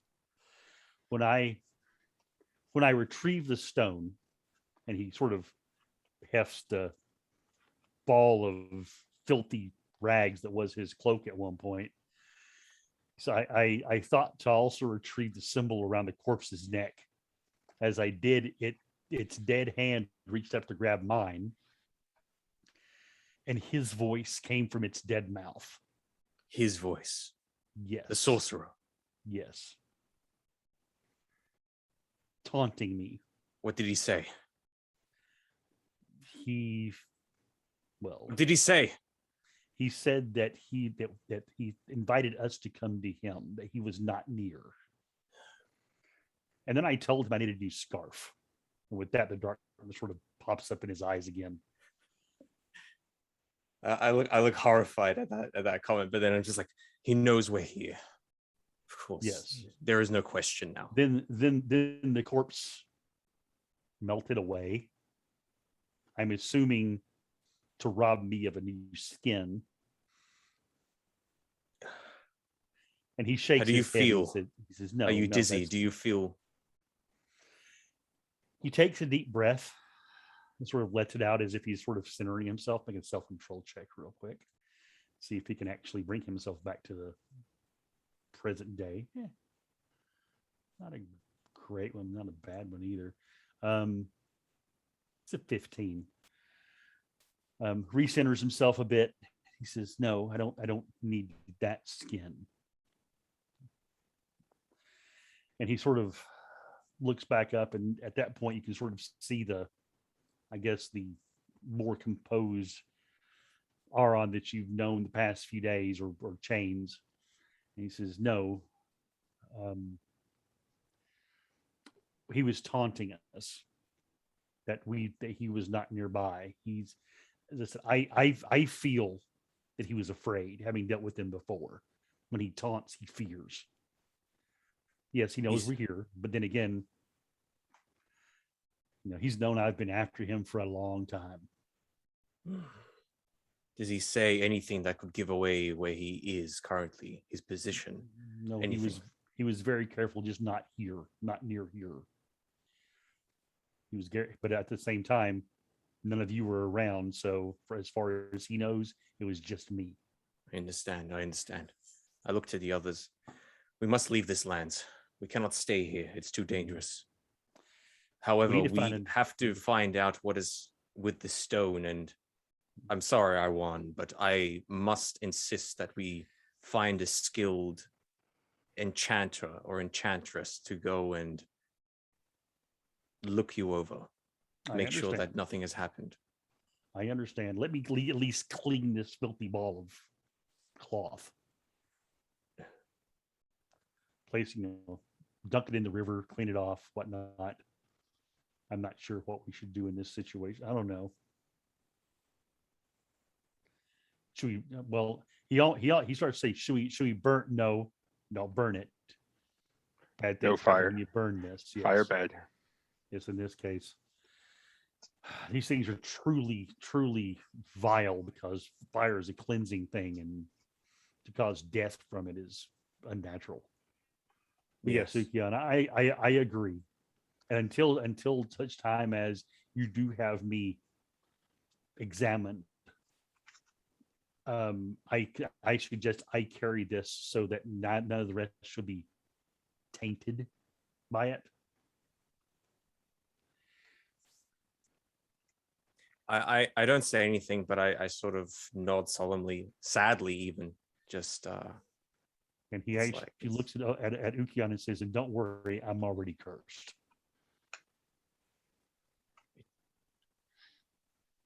it doesn't have to be that way. And I kind of like scowl a little bit angrily, but it is what it is for the time being. Let's make sure that it doesn't get worse for you. Let's get us back to Bree. We'll find whoever we can to help you and to help us in our task. We must leave very soon. We will inform the local elders of this tree, of this grove. Perhaps there is a Haruka. Perhaps you may know somebody who. What are your plans in all this? Are you going to stay here and continue to guard this grove? I think I am committed. Now, if you would have me, I would come with you. I will seal my hold and tell Loom that I'm leaving. Also, he's the best that I know that should be informed about this. He has his ways of informing the other locals and the other lords and elders. Very good. We should inform him of this tree, this black tree, and make sure that this corruption that has happened here does not spread, at least so that we leave this place safe. The Guardians, I'm sure, will take care of the rest of the defense of these Nemercians that lie on the ground. Come, companions, friends, let's head back to Bree and get some rest and provisions for the road. I think it is wise we should leave tomorrow or perhaps the day after at the latest. So, with just getting some feedback from the party, we are reconvening at Bryn, the village. Bryn.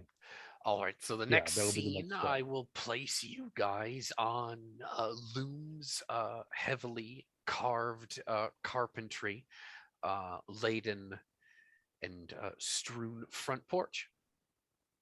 Mhm. Some hours, maybe a few hours on the road later that evening, the sunlight is setting in the direction of the dusk star there. So it's early evening that same day. The floor is yours, gentlemen. So just a note, Aram would probably stop a few steps before actually being on the porch because he's taking this very seriously. He doesn't want to bring something evil into this man's home. So Okay. he'll let the others approach and sort of be out there. And I have this thing. Mhm. Yeah, and definitely do some quick return back to the town and just trying to get some quick provisions. So like I need to get some band-aids, new bandages for my wound, because if that festers and I die, then there's no point because I need to take care of that. Are we splitting up here? Oh, sorry. I thought we're going. So are we going back to?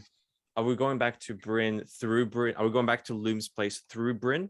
Or are we going? We're not going to the town. We're just going to Loom's place because Loom lives outside of the town, right? Yes. Yeah. So we're going straight to Loom's place. I would think so because I'm Okay. carrying a cursed rock. Yeah. When Yeah, I carry it that to the does make town near kinda that sense. shrine, I don't want to corrupt the shrine of the silent monolith there. For makes those sense. who are religious amongst the party and the audience who are familiar with animism, Shintoism and as well as Buddhism. Oron right now is carrying a lot of dirty energy. He is quite filthy. So being in proximity of Oron right now, I'm gonna need corruption tests from everybody around him, including Haraka. Who fails? God damn it. Okay. So I corruption suppressed. test. Oh no. What's that, Salmonak? What? I suppressed. Oh, for God's sake. God damn it. All right. Corruption test is what again? It was spirit plus. It's spirit level and your dice. Okay. Here we go. Oh yes, that's an 8. That's a 1 off of that. Okay. Sounds Ones like are ones. Did Ukion also roll a suppress? No, I rolled an 8, then I rolled a 1 after that, but that's okay. Yeah, no, that is a suppress, actually. No. I rolled a 2 and an 8, and then an 8 exploded into a 1. So that's a 10. It's not exactly a suppress, but No, it's not. It's not. I didn't say I suppressed. I'm just calculating numbers. All right, He almost 18. suppressed though. yeah, right. In 18. Okay. Yeah, I'll send. So yeah, Ukion's the Oh only yeah, one who plus passes. 4 from the thing if we have that still, that bonus from Aedonost. That know. would not apply here, unfortunately. 18 total. So yeah, Haraka and Salmonak gain 4 points of corruption there. Ow. Okay. Oron doesn't need to make one. He's the focal point. He's already with Really that. made this. How much corruption can you have? Not enough. You can never have enough corruption. I'm kidding. Currently it is equal to your spirit score. Is your maximum before everything starts to hit the fan. I think that puts me at like 8 out of 10. Yeah. Yeah, because then I have 4 points from the first time around. Yeah. Yeah. So how are those fingernails looking, buddy? Oh, I'm pretty sure they're pitch black and dripping ink everywhere.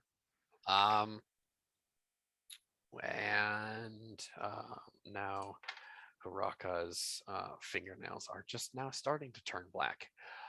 And now we can have the scene on Loom's front porch. The floor is yours. Okay, so Aron is going to stop probably a good dozen paces from the actual porch itself. And he'll look at the companions and say, if you will fetch him, I don't want to bring this into his home. So Very well. Salmonak. Narrator, out of curiosity, this increase in corruption, is this a gradual thing, or does he like see it real time just spread? This will be gradual from the point where you guys have this thing in your presence to now. So I suppose it spreads on you. Okay. So I'm actually like watching this thing like creep up my fingers, and my fingers are now dripping. Am I crying the black tears yet? Your fingernails don't drip. You only cry inky tears when you actually cry. Oh, okay. I thought the fingernails dripped after a while. Nope. Oh, okay. Must be thinking something else. My apologies. Okay. Either way, Salmonak would see this like start to like creep up his nails and his fingers a little bit, and his first thought internally is, well, that's not good. And then when Aron says go get him, he's actually gonna look at Ukion and be like, you go get him. Go get him, please. I'm gonna stay out here for the moment. As you see him like looking at his fingers, like seeing like how quickly it's progressing. Oh yeah, like I'm trying to like, stay very stalwart, but I'm freaking out inside. I'm like, oh my god, we're so fucked. We are so fucked. We're so fucked. I'm just moving quickly on the steps of the porch, Yeah. and I will kind of knock against um knock against like a window pan or a window frame kind of loudly, and I'll hear Master Loom, Master Loom. There's It is a I, Ukin. there's a We've call returned. from the backyard where the shop is. Oh, come around, friends, come around. As jovial and unknowing as that old man is. Has no idea of the horror about to be unleashed upon his home. As I look nervously back to the three of us, walking around, then I kind of lead the way, quickly, returning.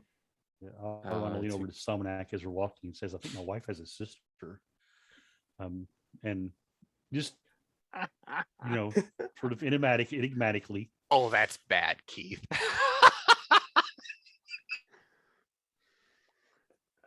And just Thank to be a you. smartass, he's like, you know what?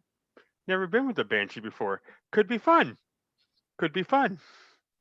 Ah, great Like- gallows humor. Beautiful. Like just that moment of I guess happiness in the face of horror type Yes. of attitude. Laughing in the face of death. Yes. Yeah, Aron will around the corner following Ukion at a decent distance. Having seen his companions in the blackness come to the fingernails there in Salmonak and such, he's trying to not be. He's trying to keep the air sort of light with the jovialness there, though it's dark. He'll also try not to get too close to Ukion because he doesn't want Ukion to start having the same problems. So, but he'll come to where he's visible to the back, and Yeah. Good old Loom is back there, and he is carving up what looks to be like some replacement plates, carved wooden replacement plates for a breastplate. And Loom says, "Oh, Ukion, I was just going to send for you. I have some more gifts for your long road. I've burnt them so they're sturdier this time." Master And Loom, thank you. he finally looks up and sees The two shadows behind me. He stands up real damn slow from his table and says, "Lads, what We evil found have you brought to my door?" We found the leavings of the sorcerer, Master Loom. We need your help.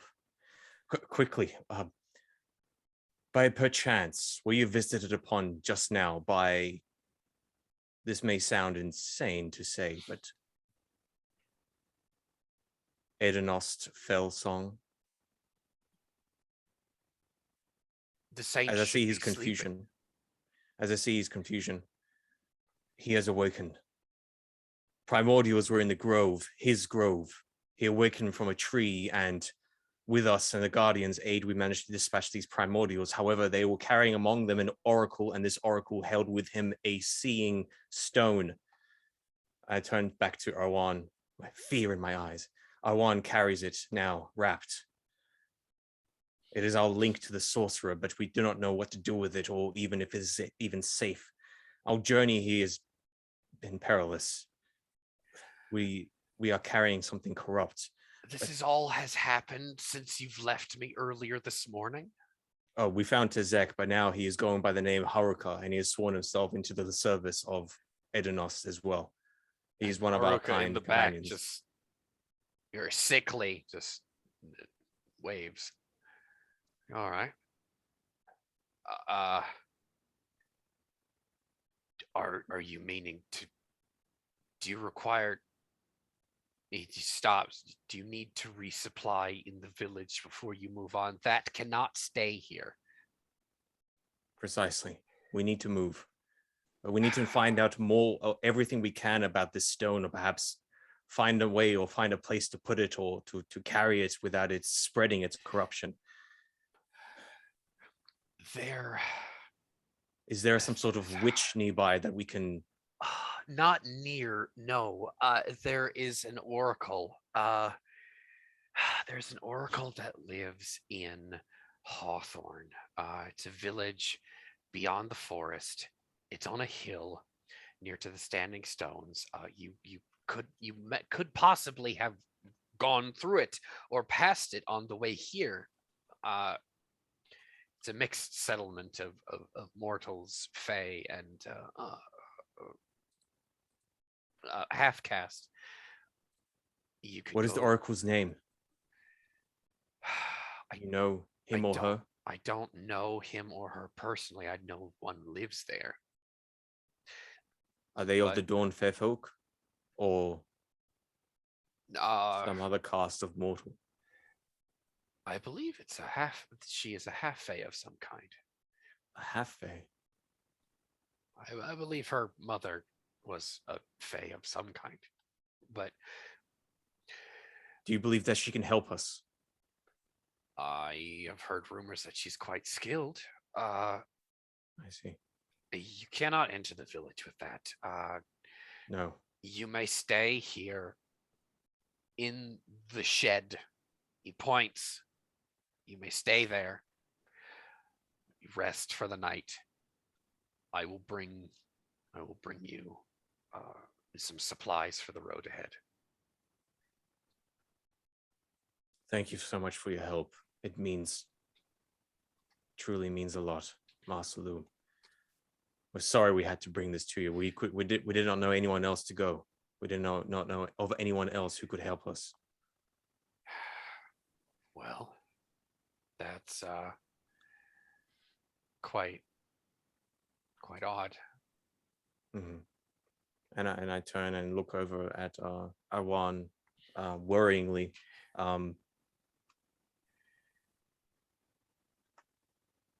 Arwan, perhaps if you make yourself comfortable by the shed, we will bring you food. I will. I know Hawthorne, by the way. You'll say I've been there several times. That's good. The people are familiar to me there. I believe I know who he's speaking of. That is good. Yes, I'll stay here. I'll stay away from. How I'll stay far away is from people. Hawthorne from here? Would you guess? By the forest highway, 3 chains. Mhm. Yes, 3 chains. at 3 chains. 3 chains. Are there is there a chariot in the town that we could make use of? We're going to attempt to pay for such that's things. our roads are too bumpy for such things. I can carry this for that term. Don't worry about me, Yukion. I'm worried about I'm- the speed, the length of time it may take. I wish for us to get there as quickly as possible, for your sake and for ours, and for that of our mission. Are there any horses or any such mounts that we could? Do you know of anybody who could sell such a thing? You would probably have to hire a groom to take the horses up with you to Hawthorne. The groom would take the horses back. Yes. A wagon, possibly, or a I litter? Mm. Loom's a little hesitant to have you interact with anybody else. Loom, I have a question. As you guys go off and do your thing, I guess he'll laugh up on the side there, and he'll say, "Loom, just a moment. Is there something I can put this in that might protect them? I know nothing about these things." Perhaps he goes into his shop and basically finds a small coffer. Here, I don't want it back. Don't give it back. Thank you. He'll stuff the whole thing, cloak and all, in there and close it. And he'll say, "Please, I'll be fine here." So a bit of wine might be nice if you want to bring me some of that back. Just to sell the nerves, you understand. I Gave you Yeah, the blessing definitely. of my hospitality the first time, and now you bring a thing of evil into my home and then ask me for my wine. Oh no, not. I was actually I apologize, Loom. I was not imposing upon you. I was asking for Nukion to possibly bring some back from the village. I will fetch some for you. Your Rest assured. hospitality has been more than generous, Loom, and I do not wish to burden you with that. I'll be fine here. He'll go find a shaded spot and sort of sit with this box. Well, he did offer you guys to stay in the shed out of sight. That's Oh. kind of like implying you guys Oh, hide okay, yeah. there. Yeah, he'll go in there and sit and sort of watch the box. As if it's Well, going I to will speak move. with Somanak outside. Off to the side, sort of as we're sort of gathering some things, perhaps going down to the town to go gather some supplies. I want to take you aside and say, I do not wish to stay close by Awan this night in the shed. I felt something when we were traveling, and I think you noticed it too. You don't look so good, Somanak. He'll kind of like splay out his fingers. Actually, how is Salmonek feeling internally? he's got a pit Like- in his stomach. Like, does he feel sick, or is the pit just from the old crap this is spreading, or is it actually like, oh crap, I'm getting sick? It's more like a sinking feeling. Okay. Not like sick, like you've ate something, but sinking possibly into dread. Is it getting worse? With that, he will actually look up at Ukion. He'll just say yes. Being near that thing makes it worse. Do you know of anything that could stop it? I know, of course, I forgive this stupid question. I know you do not carry it willingly, but I am concerned that this may grow very wrong very quickly. And our journey will take us closer to the sorcerer and further closer to its magic. Is there some way we can protect ourselves from such a thing? See, would Salmonek know anything like that? I can make a knowledge check if you want. I won't make you roll for it. Salmonak does not know the magic of wards. I unfortunately do not. Now, would he have known anyone in the war effort who did? Probably. Probably in passing. You don't know them personally. We would have to find someone who is skilled in wards and protective measures. I am not one of them. I see. We should find then. We should make our way to this oracle, find out what she knows, find out more about this stone, at least get a bearing of where this sorcerer is hiding, what's he up to, what's he doing. But perhaps the sorcerer may know of such wards and how we may protect ourselves. But that should be our next item of concern that we should tackle, I believe, so that this doesn't get worse. Because apologies, Salmonak, but I've been traveling with you for a few chains now, but it's not getting better. Sometimes things get worse before they get better, Ukion. Sometimes things get worse before they get better. Well, let us make it better then. Let's make sure that we're safe, ready to go. At this point, Haraka will actually go into the shed and sit, not next to Oron, but near him on probably like a hay bale, possibly. And he just mutters, "I would not bring this corruption into the village. Those of us who are being affected by it." I think he's actually panting because he's now got one grade of exhaustion here. I think those of us who are sick should stay here, and Loom and Ukion should go into the village. Ukion agree. seems to be more sturdy than the rest of us. And you actually kind of lean out of the of the shed there and say, I think we all should just wait and rest for the night. With that, he'll actually kind of lay back and he'll be like out in seconds. He himself will just take a nap, rest his eyes. And Loom, being the elder there, just looks at Ukian from across the workshop area, and then looks at Samanak, and he just points to the shed with his beard, talking to Samanak. We'll find you some supplies, and you guys can leave at dawn. I appreciate that. He says, we're going to have to make sure that the forest guard doesn't see you. Yes. Thank you, Loom, again for taking us in. Aaron, I shall be back with your wine and other supplies. Is there anything else? I asked you guys for a list of things to purchase from the town. I will also collect some. If you guys have any valuables like to trade goods, I will tentatively collect that, as well as I do not have enough for myself to cover everybody. So I'll need to sort of gather some things, just so I can make purchases on your behalf. Aron will supply half a dozen bronze tipped arrows. All right. Since that's actually quite excellent, we were talking about trade goods last night. So half a dozen bronze tipped arrows, you said, Keith? Yes. Okay. And what did we say 6 of those would be? Top of my head, I don't recall. 5 silver?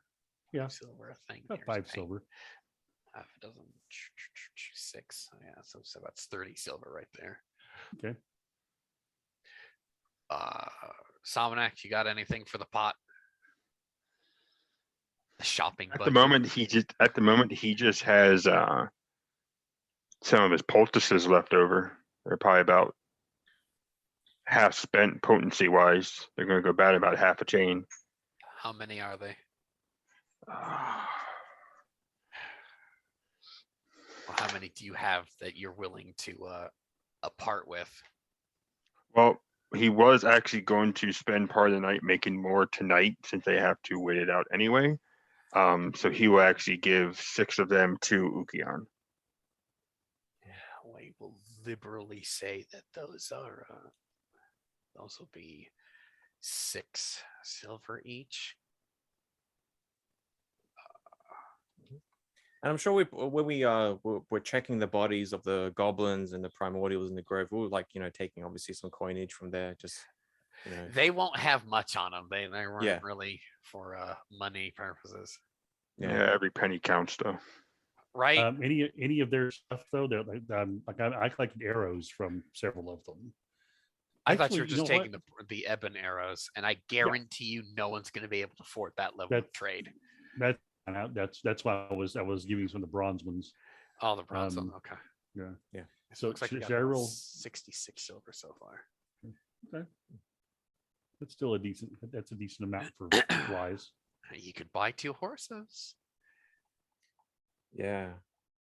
And I just want to see how much I have. I've got some as well. Who of the party actually has horsemanship? I can ride. I'm not great at it, but I can do it. Lucian has horsemanship. I can definitely do that. I have husbandry, but not horsemanship. Oh, well, okay, that leaves 2 people, Haraka and Ukian, who can actually ride horses. I can butcher a horse, but I can ride one. Doesn't help. That doesn't help at all. Yeah. I got 2 in horsemanship, so I'm not great, but I know barely kind of what I'm doing. Loom will take he will take a cock pheasant and a hen pheasant in, and he will give you guys some things to part with. So that's 74 silver that you guys can actually go to and I will add 60 to that, but I will also make some purchases for myself. So I'll probably add like 30. Silver?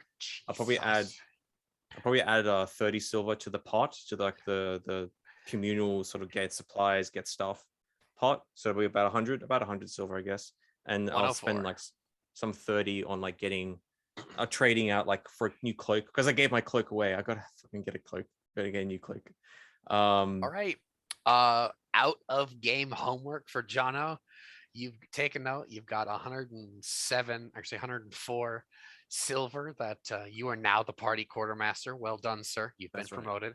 That's right. You are writing all that down. I'm the Yay, money. not I it am for the money once. collector. And Keith is normally the one who's the party quartermaster. Get in there and get your lumps, Jono. That's right.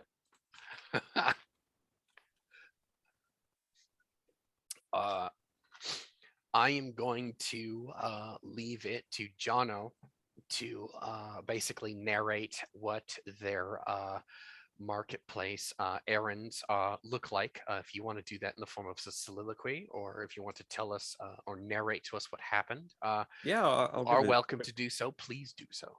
yeah, a quick narration. So I'll go head into Loom will town. be accompanying you, so you have a Fantastic. person to help barter with, and Yes. speak to if he's. I will part of your definitely soliloquy. use his standing, his high standing and respect in the town. I know they're trying to get a good deal as best that I can. So I'll use him as a wingman, as a mercantile wingman in You this will endeavor. you'll get a +6 from him when it comes to anything that is carpentry related, and a +4 persuade bonus. Yeah. And that's all mechanically he can do for you, but he's emotional support. Take it away, my man. Definitely. Yeah, as we head back into the town of Bryn. It's now getting a little bit late into the day, and there's cooking and there's smoke from the various hearths and chimneys of this small quiet town.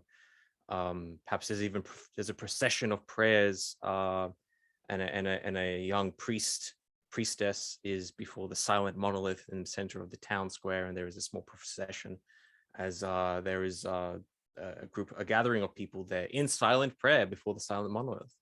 As the many other markets are now just beginning to close up, so there is urgency and haste from Ukian and Master Loom in order to try and squeeze some purchases, last minute purchases, and definitely trying to get a the discount. At the end of the day, they're going to be throwing out the bread or the old bread that was baked this morning. So trying to get a good discount, trying to get the leavings and trying to get deals. So they're just going to get, boxes of fruit or something, So I will definitely, but a big focus is going to be on trying to acquire a mount horses. Perhaps I will find out how much that would cost to get 4 mounts. I would like to see the price of that, or to hire out. So basically a groom to come with us, and to hire out 4 horses for about a chain or 2 chains of travel. That'll probably be the most important thing. So I'll go there and see if that's successful. But all the other goods, we'll get picked mushrooms. We'll get like many wine, like extra wine skins, the arrows and the other items of interest, as well as healing herbs, and pastes, bandages, fresh bandages, rope, a sort of leather satchel which can be used as a makeshift bucket. I will definitely get that, because that is proven itself to be very difficult and very useful when you need it. So kind of like a leather bag. Imagine a leather shopping bag, in order that you can pail water with. Yes, and just haggling and trying to get as many of these items as possible. Requisitioning a wheelbarrow to carry this stuff back. perhaps a young a boy, a farmer's boy is helping us with a goat, leading it along, which will be butchered and then uh, uh, divided up for food for the people that eat meat, and lots of nuts and berries and such things. So yeah, quite a large pack of things, but I'm not sure about the horses, however, or the mounts.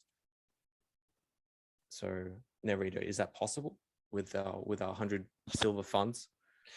Are you spending all of it? Well, how much does it cost? Sorry. I did send you a message. Oh, right specifically there. for That's the just the mounts, message yes. right there. Okay. So renting 4 horses, local horses with 2 chains will be 45. Okay. Yes. Yes, absolutely. The I will definitely rest, spend.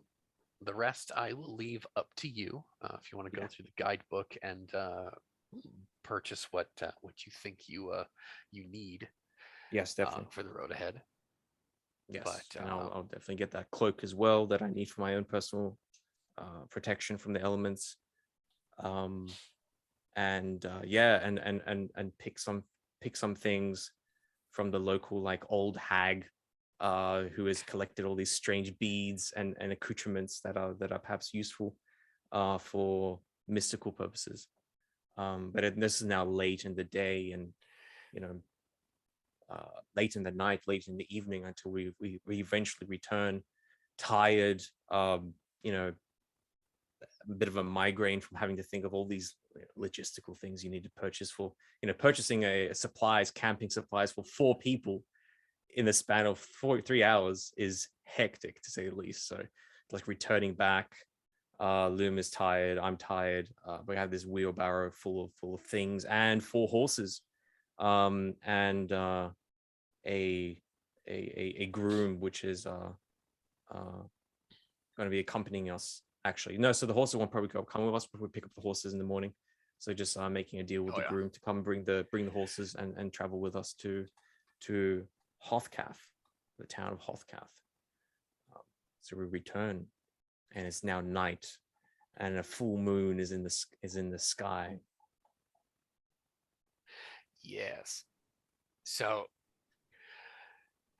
now that we have returned from the village,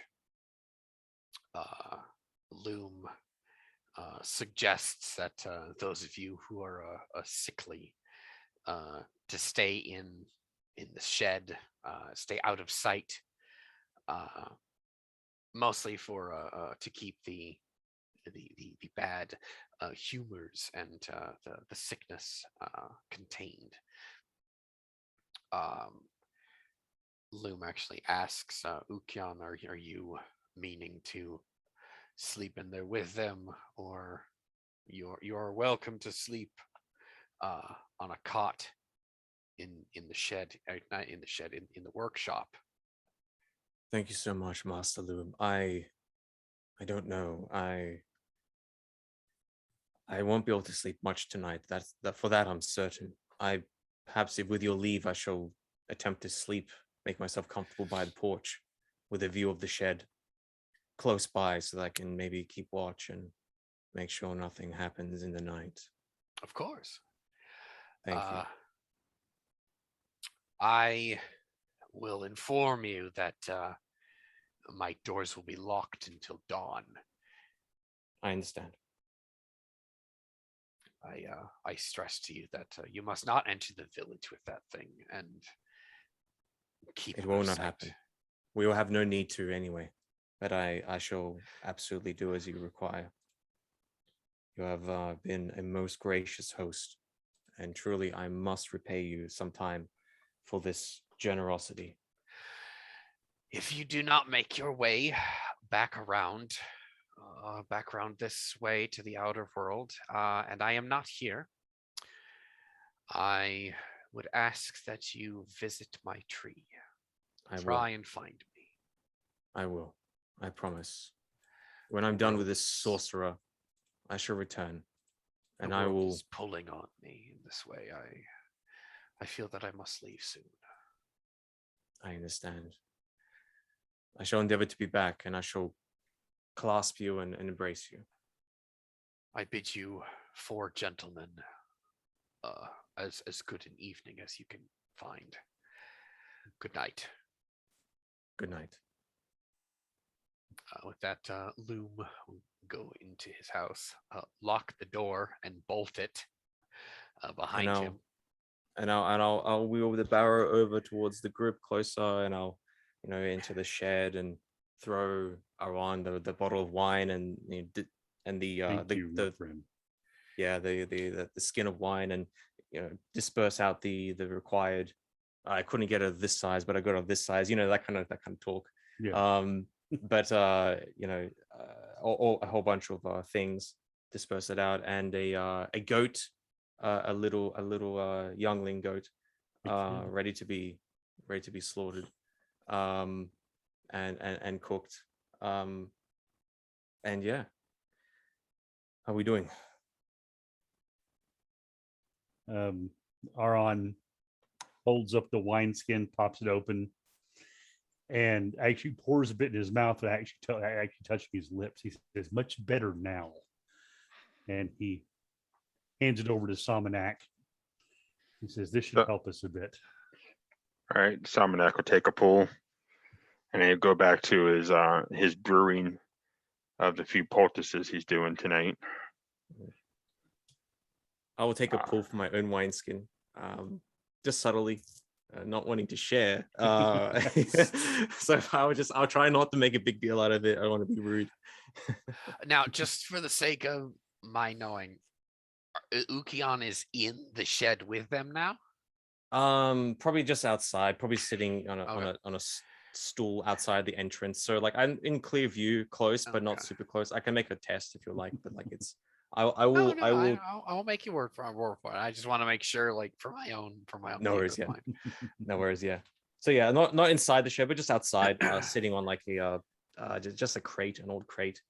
And perhaps there's a place they can put a small campfire near the entrance to the shed, somewhere where they can have a little bit of warmth. And I will share a meal with them. I'll stay a little bit away, but I'll share their meal with them and just talk and discuss sort of in this scene as the crickets are chirping and the night owls are hooting. I'm gonna call for some brief soliloquies as you guys are bedding down for the evening, and you put your characters to bed. Oron will be up next. Up first, please. So Aron has been very patiently sitting here, sort of thinking about the whole situation that occurred down at the Grove, specifically when he went up to retrieve this thing in this box that's in front of him. He's sitting with his legs crossed on the dirt, with this thing sort of sitting at arm's length right in front of him, closed and clasped, and he's been staring at that clasp, almost obsessing over it during this entire time, and the evil that's inside that box, but the promise of what could be there, that link, that lead they've been looking for to find him, to find Indukaga. That he heard that voice again after so long. It could it have been some sorcerer somewhere, casting a spell to make it seem as if it's truly Indukaga, because he hasn't actually seen him. And there's still a little bit in his mind that thinks that this whole thing may be maybe a ruse of some type for some unknown reason, possibly some twisted game that his wife is playing on him, or some other of the Fae that like to have these very elaborate entertainments that they like to lay out. It's always sort of been that thought, but when he heard that voice, he knew that voice, and that focused him like sunlight through a piece of crystal. And he now knows that he truly is facing his old foe. He reaches up and he's Summonak probably notices this at some point. He's sort of almost absolutely stroking that scarf hanging around his neck, a little oddly, maybe, not like an not in a loving way, but sort of like in a thoughtful way. Um, and he begins to sing, um, singing a quick song of travel in the days of old and vengeance, um, and nothing that um, well, there's nothing light in what he sings. It's a dark, almost a dirge, um, but it's a dirge with promise that that thing that's buried should stay buried. And he so obviously this is what Salmonak hears as Haran is sort of there meditating. So take it away, my friend. Salmonak, like so many nights in these past couple chains, has been kind of contemplative and I don't want to quite say withdrawn, but he's still just in himself. He's in his own head.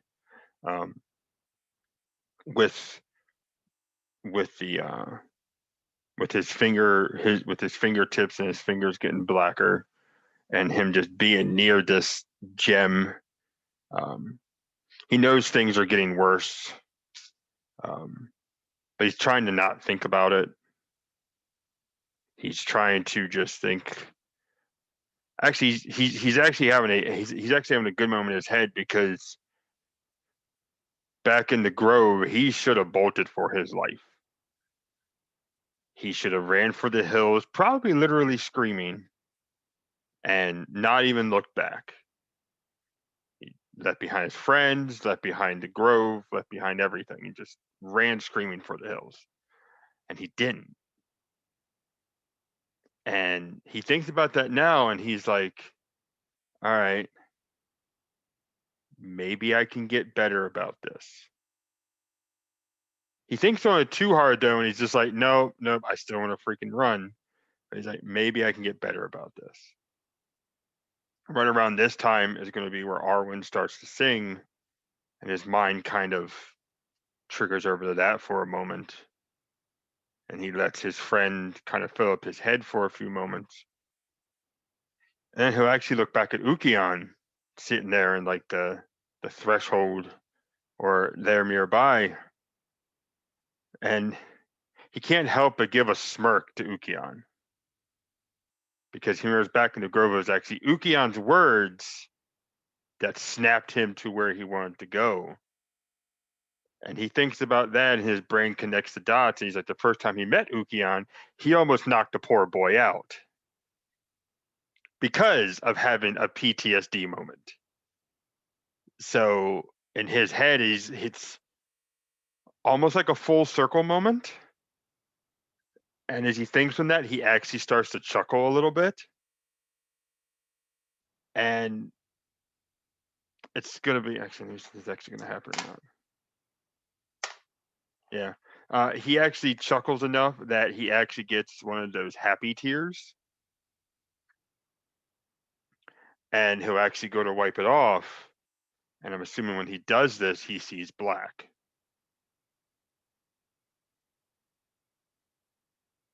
So he's laughing, and he's like, he's having a good moment himself, and he wipes that tear off, and he sees it. He sees that inkiness. And that brings him back to, well, shit. We got to take care of this.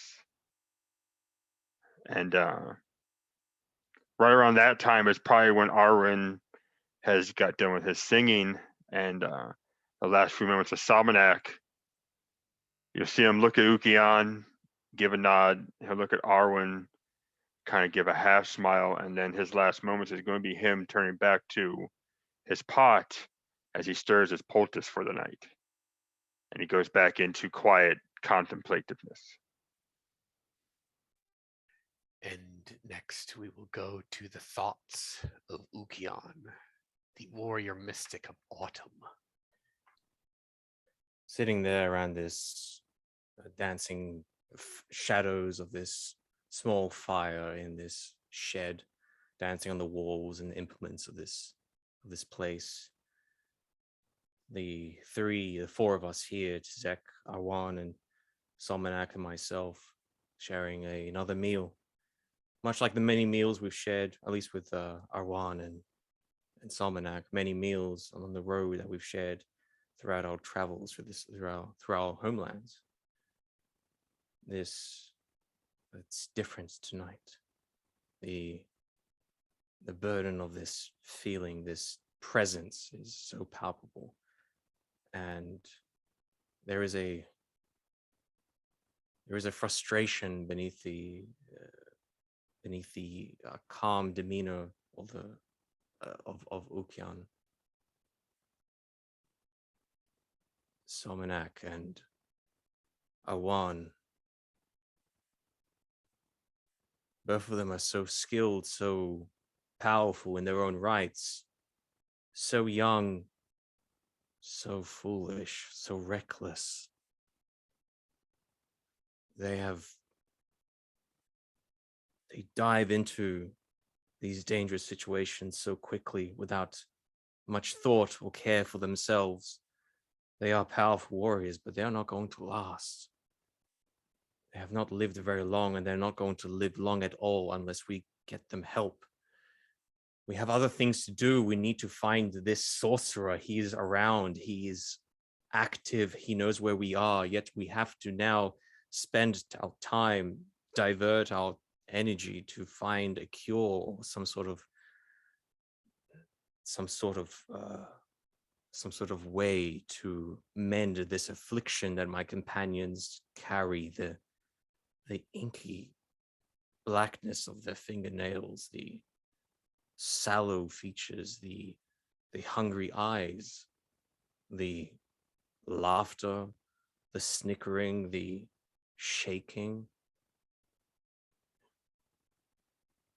It's terrifying. It's horrifying. It makes me angry that I don't know why I feel so tense these past few days, but I feel so sad for them. I need to find a way to help them so that we can move on, so we can find this autumn crown, so I can complete my mission. Can't believe we managed to find Adenost. We've received his blessing, that is good. His state. It makes me think of my own father. Where are you? What happened to you? I need to, no, I can't think of such things now. We need to find some sort of cure, and we need to find where this sorcerer is hiding to make sure that this corruption doesn't spread any longer.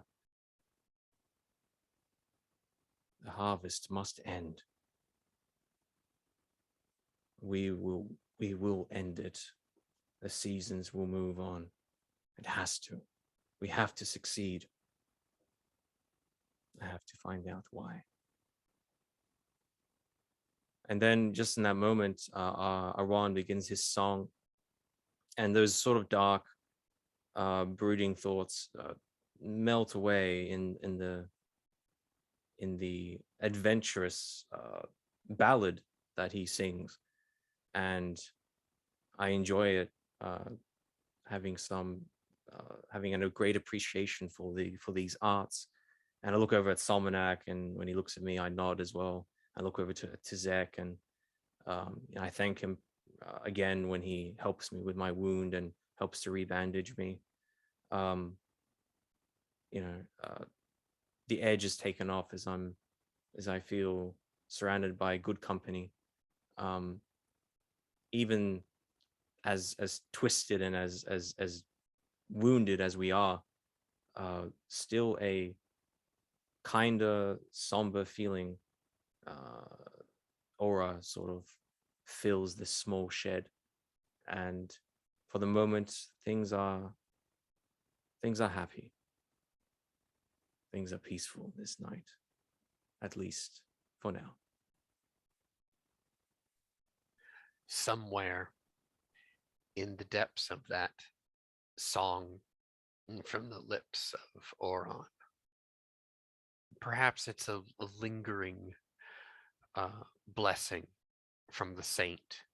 Perhaps it's some of that masterful singing that's rubbed off on Oron's vocal cords. Perhaps he just has this psychic impression with that possession, where it touched his mind.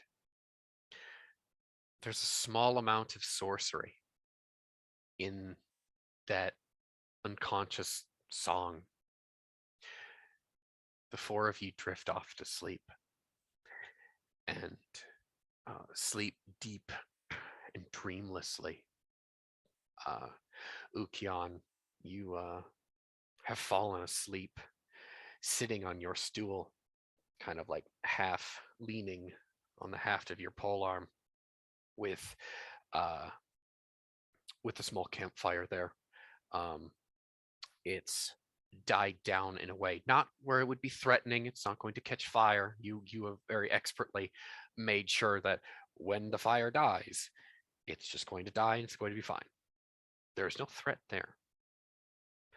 Somewhere in the middle of this night, the four of you are in four different places in the lands of Morpheus. Ukion, you are walking through a grove searching for your father's tree, your father's beautiful flowering tree. Damn him, why did he not just go plant himself with the other elders? We don't know. We won't ask Granddad why he chose to do such things. He is an individual amongst his people. Oron, you are on some distant plain that is not home, specifically not home, but you are surrounded by the baying and the chanting of hunting hounds.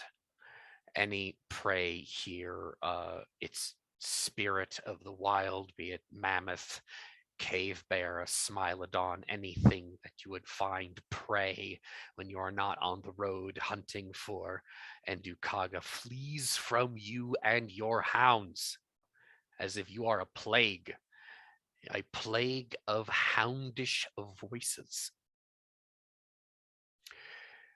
Samanek is sitting on a stone beside a quiet, flowing, beautifully blue-green river, and you are meditating. This is almost a heaven-like state, a state of meditative nirvana for you. There is no corruption in your heart. You are connected with the silent monolith. You reach out with your consciousness and touch him, the great him, it, she, the great standing, singing stone. But that next instant, you are beside a cold, winter, frozen river. This is not unpleasant to you. It's actually quite beautiful and breathtaking. Virgin snow on its banks, a thin, almost rippling mirror-like sheet of ice over the top. You might see a trout underneath the ice. Beautiful. These are two states of your mind. And Haraka is a young lad in Tenelwith, and his mother is with him. His mother is holding his hand. They're walking down the marketplace, and it's just a wholesome evening market stroll with a parent. He is effectively perhaps 6 cycles old. But here, in the realm of the living, a horrible, malevolent presence leaks through the coffer that holds the oracle stone a sickly green glowing light finds its way through the lock. And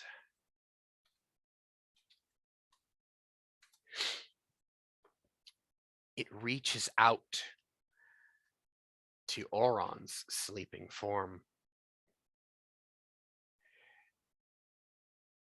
I'm going to need a meditation test from Oron.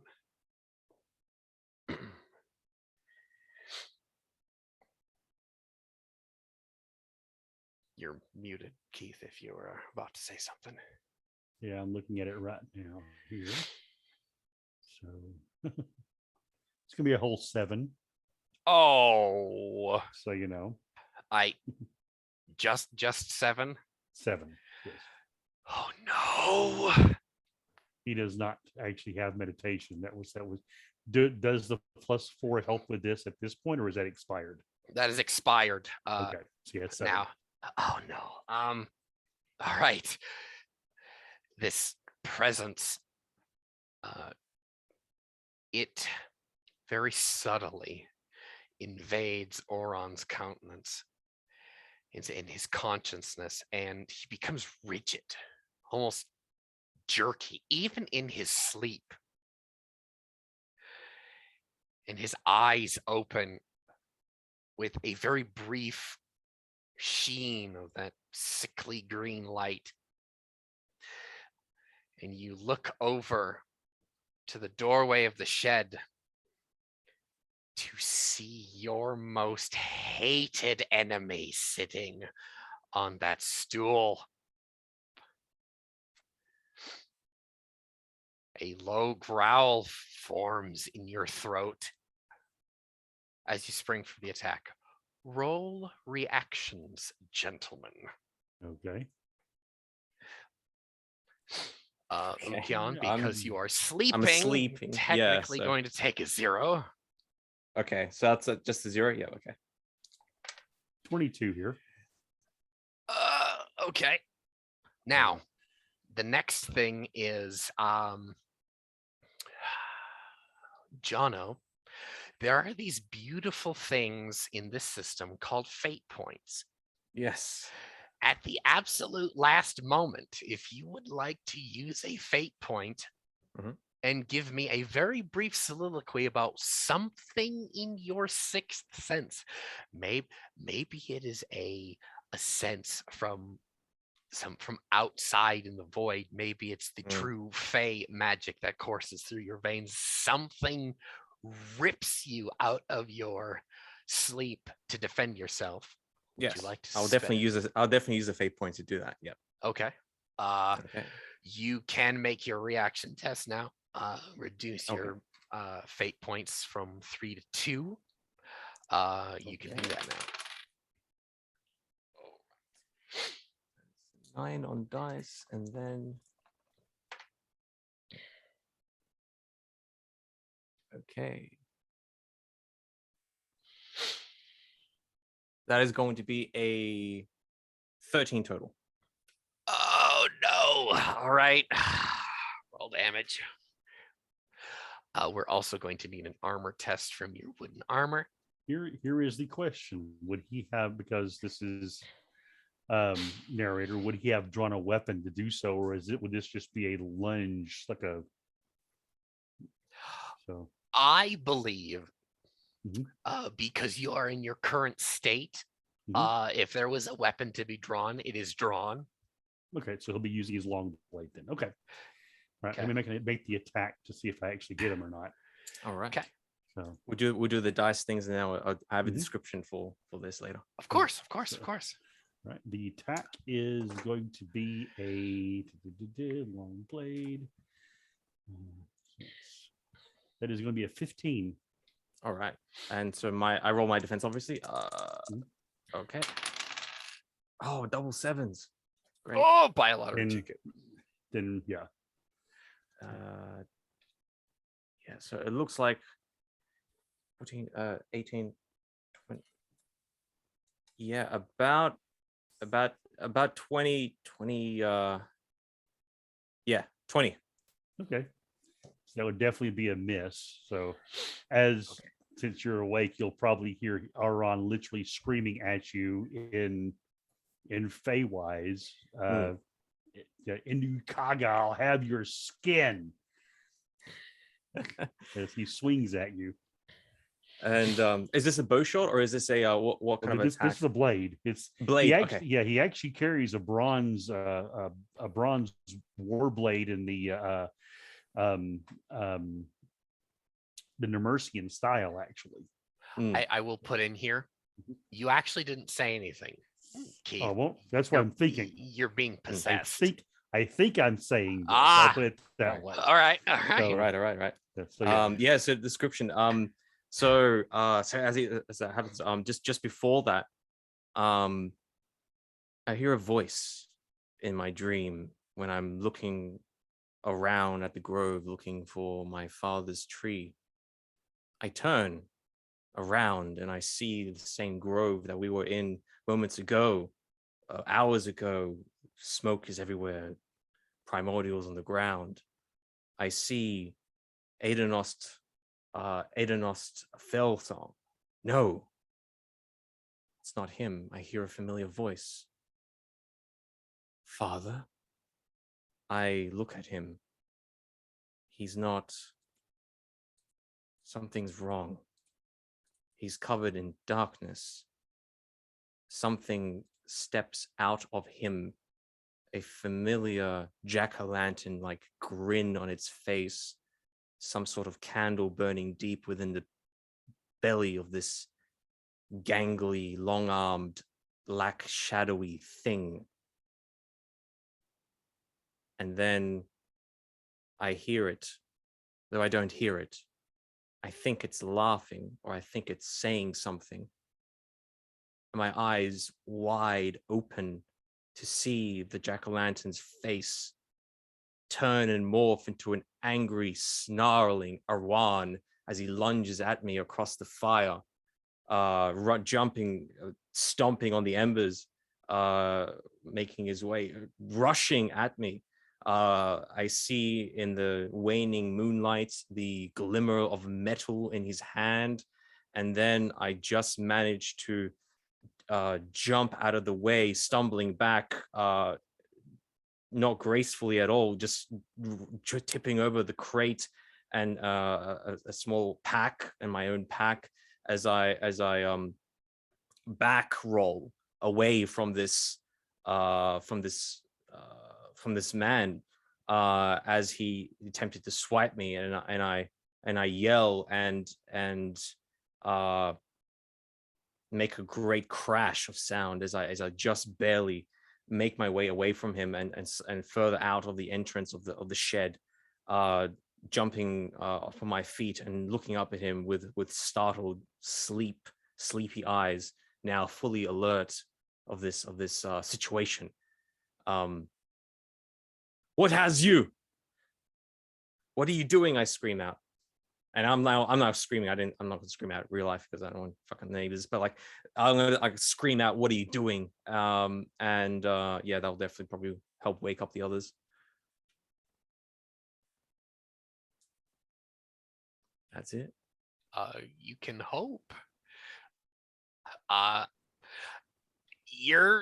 Well, actually, Oron needs to make another attack because Oron is not himself. He's been given leave of his senses. So make another attack, my man. All right. My defense.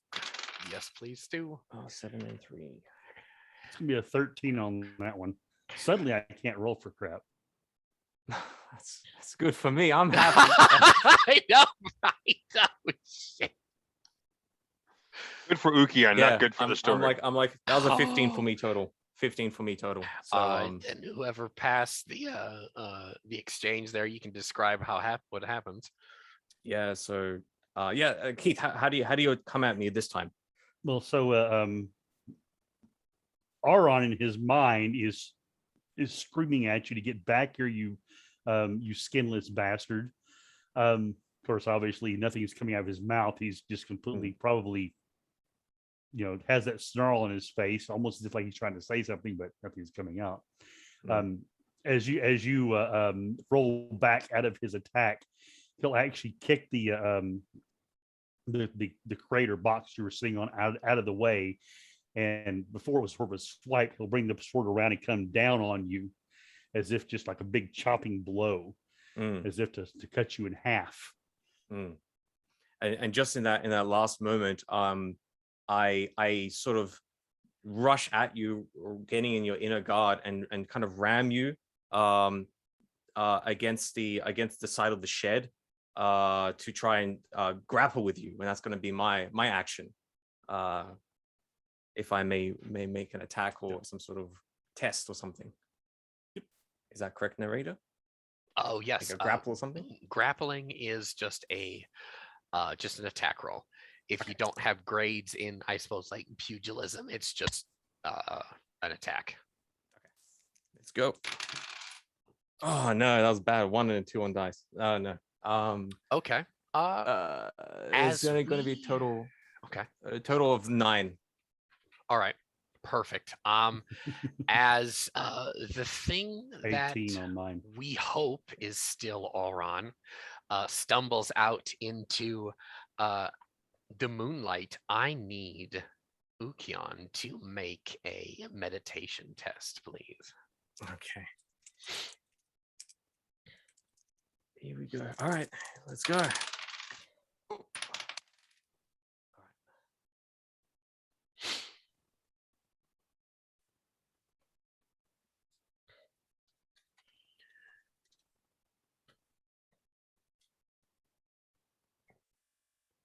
That's gonna be 12 total.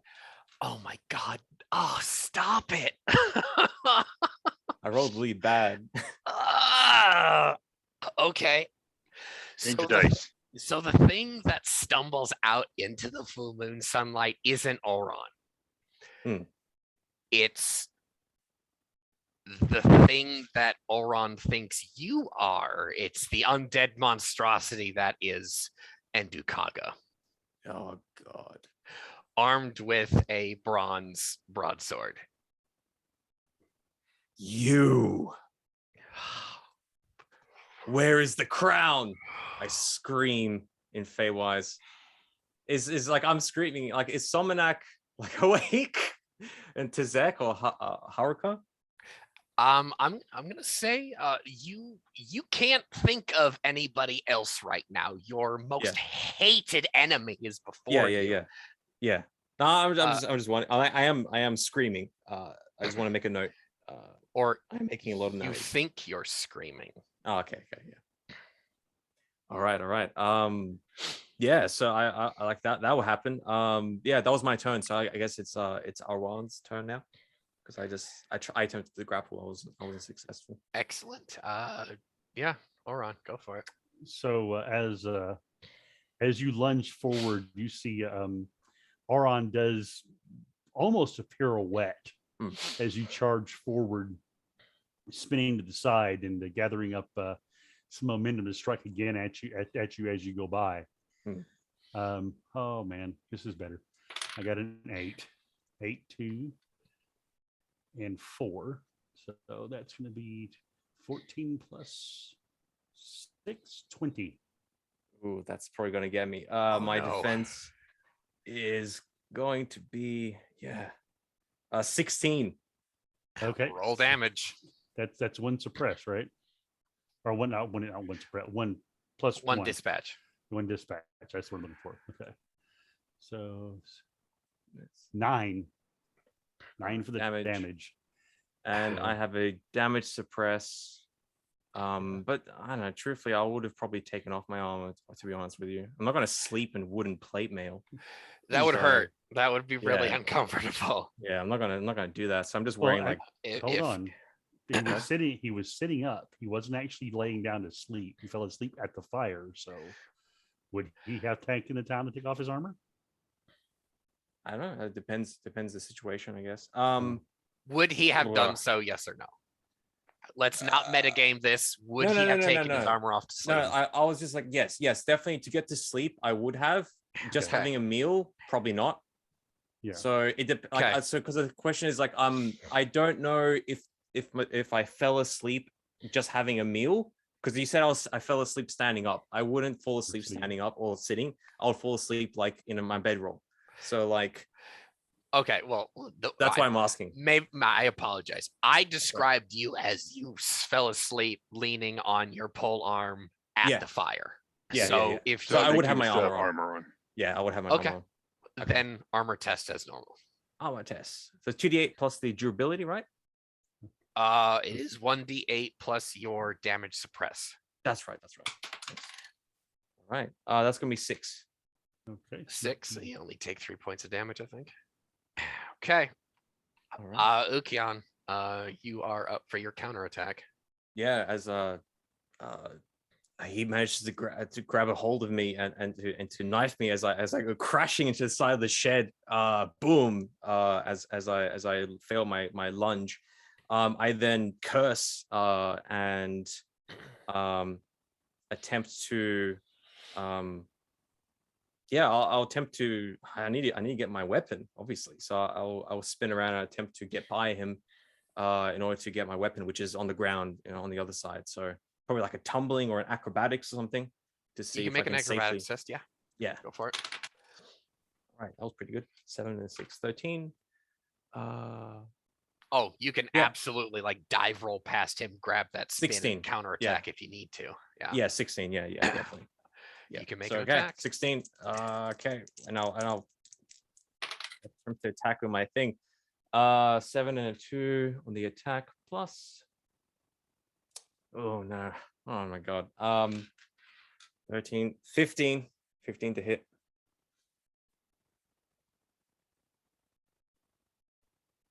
That is going to be, because without that, that's going to be, that's going to be a 14 total. So you just got me. Just got you. Oh no. Rolling damage 1d8 plus. And then I would Yeah. I would have been out of my armor Yeah. because I was laying down. No. I just get the 1d8.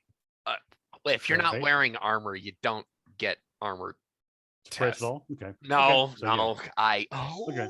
oh no. This might I hurt. didn't roll great, but I still have some modifiers. So that is going to be an 8 Okay. damage. Eight total. Yeah. All I right. can play devil's advocate and split hairs, but we'll talk about it after the session. Okay, All that's right. fine. So, with that, just said, being injured, would I possibly get a second meditation test? Because that would freaking hurt. Actually, would I? No. Okay, that's fine. It who concerns him is rolled a 48 on his Oh, possession. oh So my no, God. you're not Okay. waking up anytime Yeah, soon. that's fine. So yeah, yeah. That's why I was like, really? You only rolled a 7? Yeah. So, Yeah. So Okay. I swing the pole arm, sort of like I managed to just dive over, avoiding another wild swing as I see Endikaga there, in the middle of the camp, and I reach over for my pole arm, and then I kind of like swing it around like a wild sort of like a wild swing. I swing it around, and the blade it lands in a bit of an angle. It's not a clean cut, not my best cut, but it still lands, and it digs into the side of this monster. Oh Lord. All right. not dead. Not dead. So we'll counterattack then. Please do. Okay, so make my attack here. Oh, you're gonna be easy. You're gonna finish this one easily. 3 and a 1, so it's a suppress. Oh That's gonna be a total of a 9. yeah, I got a bit higher than that. I got 10 on dice. So yeah, as I cut you and then wrench that back, and some blood begins to spatter on the ground. Then you lunge at me with this blade, and I managed to parry it away with the butt end of the polearm. Now standing to my feet, my full height, and now I'm making use of the long reach of this weapon. Having now having you in my sights, and unfortunately, I will make another attack. Let's go. Oh my god, that was a good roll. That was 7 and 6 on dice, 13 plus. Okay, I can do my 19. defense. 19 total. That's a 17 for me. Got me again. I still get you. No dispatch, but still rolling my damage dice. I did roll bad on the damage dice, but that is still going to be 7 points of damage. All right. Aron's looking pretty bad at the moment. Not dead, but not looking good. So As I bring the polearm down, kind of like to cleave you in half. And I managed to catch you, and perhaps you even catch the Jono. polearm. Yep, good. Pause here. Is Auron at serious or grievous wounds right now? he is at 7 of 22 at the moment. That's grievous. Continue, Jono. As I bring it down, and Endukaga perhaps like reaches up and tries to catch the polearm before the axe swing comes down, the polearm swing comes down, but he doesn't manage to get it, and I managed to he steps in, but then I managed to bring it down and then hook, move back, and then almost like hook him. So like I managed to catch his back as he's holding onto it, and it's kind of like I have him skewered on the end of this thing, and then we wrestle a bit, and we managed to break free without losing my weapon in my enemy. But I see him, he is woozy, and I scream again to the others, quickly, he's here, we have him, but yeah, that's my turn.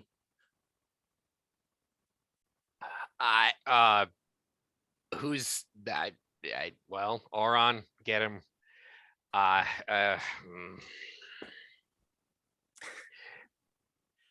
right. I'm usually good at meditation, man. I got high grades. See, my dice don't like Endukaga being my What did you roll? I rolled a 4 and a 1 that time. Oh, good God, fat one. So that's a total of 6, or sorry, total of 10. Yeah, I managed to get a little bit higher with an 8 on dice. Plus so 13 total. Whoever won the exchange, you can describe that. Yeah, so Endukaga stands menacingly in the camp, and again he strikes out. And I spin around and close, and don't let him get close. He attempts to attack, but I managed to deflect his blows and keep him at a distance as he's continuing to make his advance. But I see he's weakening, and so I will go for the strike. Okay, defense roll and attack rolls. Okay, that's an 8 and a 2. So the 8 explodes into a 3. Okay, so that's 13 plus. That's gonna be 19. All right. I might actually defend myself this time. Ooh, I rolled an 8 and a 3 and a 1. That's still a 19 though. Yes. Attackers have to be 8, right. An 8 and a 3. The 8 explodes Yeah. into a suppress. Yes. Okay, So but 8, it's still a 8 19. and 3 is 11. Right. Hold on, because no, it does not, because 8 and a 1 just is 8. That's not 9. Okay, yeah, that's instead of that's just plus. I was so. trying to help Keith. 14. It's a 4. It's a 14.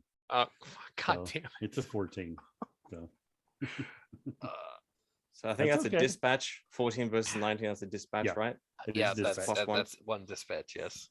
Okay. Well, I'm gonna roll the dice. Oh my god, that's a 7 on dice. So that's a 14.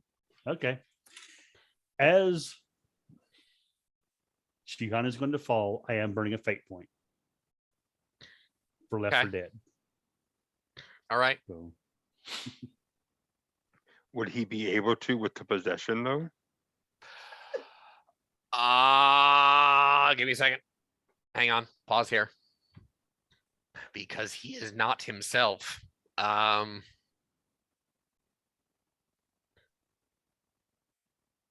is an excellent point.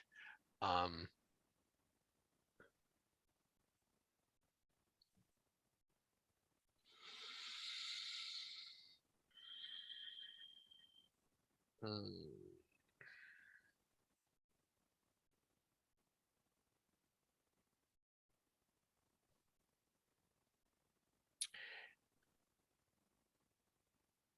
No, he can't.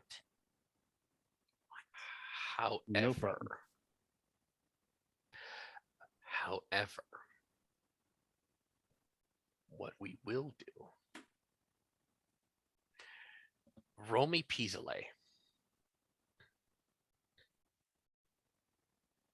On Having death's not done that, how would I do that? Oh, on Just, death's off door? top of Okay. it. Yeah. alright. Yeah, let's go ahead and step through that because I've never actually done that before. The move of last resort. Mhm. As you, what is your vitality at? You got hit. It was It would have 7. been at -7. It was, oh So, god damn, so really? he's going to be dead Shit. either way. So, Roll me a D8 and then subtract 7. okay. -2. So, All right. Okay, now move of last resort. 2d8. Maybe 2d8 plus level. 2d8 plus level. That's going to Yes. be do suppresses function on this one. Uh, So I rolled a 7 and a 1. a suppress is only an 8 and a 1.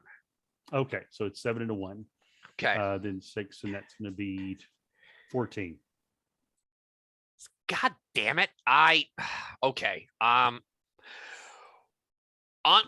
death's door does is we roll a d8 as immediately when you hit 0 vitality, and that's how many rounds. If we were still in combat, that's like 8, 1d8, how many times going through the initiative, all the initiative. Minus how much damage that you just took. So again, -2. So what we just were trying to do is a move of last resort. Gives the dying character one final action before they die. But I'm gonna let you spend that same fate point to give us that last action Okay. before you die. I was going to Anyway. suggest the idea then of as he's falling, spend the fate point. Could I spend it to break free of control? It's, Yes. okay. Yes. So literally, as he goes to fall, something in him comes out. And actually, I'll tell you what. Let's do this real quick. Ukion, describe how you kill me, and then I'll describe what Aron does as it happens. How about that? Oh my Okay. god. Okay. Yeah, Okay. yeah. Okay. So, dancing around the entrance to the shed, the pole arm is dripping with blood. The moonlight casts down its hateful glow as I see the hateful enemy before me. Make a lunge, I make a strike, pushing you back, keeping you up against the corner. My crate that I was sitting on, you stumble. I then seize the initiative for the attack. I then run forward, and not with the sharp end or the pole arm end, but with the butt end, I make a lunge and make a strike, which is deflected. But then you don't see the other strike as I then kick and push you back, and then that's when I again hit you with the butt end of the pole arm in the gut, bending you over as you bend over in pain from the vicious strike in the gut with the butt end of the pole arm. But then I swing and spin around as you are bent over, underswing the scythe-like blade of the polearm under and then up and then into like a cricket pitch bat into the chest of this hateful enemy that stands before me. A clean central blow. So as that blade pierces Aron's chest, hitting quite a number of vital organs there, He finally, with a sheer force of will, throws off this possession and sees this blade coming at and feels its bite. And his eyes pop open, and as he finally sees what's going on, and he sees that it's Ukion, not Indukaga before him. And he coughs once, of course, that amber blood spatters from his mouth as he looks up into Ukion's eyes, seeing that Ukion's eyes are the slight green glow to them. And he understands this isn't Ukion killing him. This is Indukaga. And he just he is able to utter one sentence. You're not free of me yet. As his eyes, he grins as he falls forward onto his face. With the death of Shihan, or the being that is called Oron, Ukion is that the presence that has gripped Ukion's heart with those icy claws of the darkness, it immediately lets go. And the first thing you see is your companion over the past the end of my several polearm. chains dangling from the end of your polearm, your scythe blade piercing his heart. And that is when the raiding company of our companions awakens to the mournful, blood-curdling, ear-piercing scream of a banshee in mourning.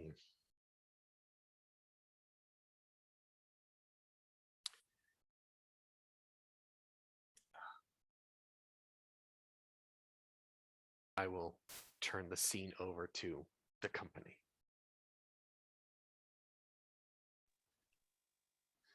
So me and Harako woke up now. I Yes. stand and then fall to the ground and begin to hack and throw up, overwhelmed by what just happened.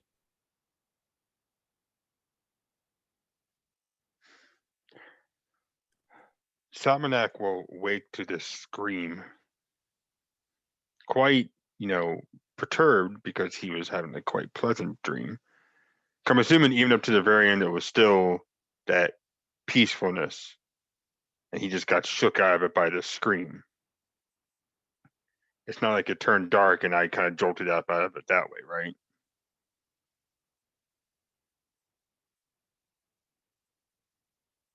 And Narita?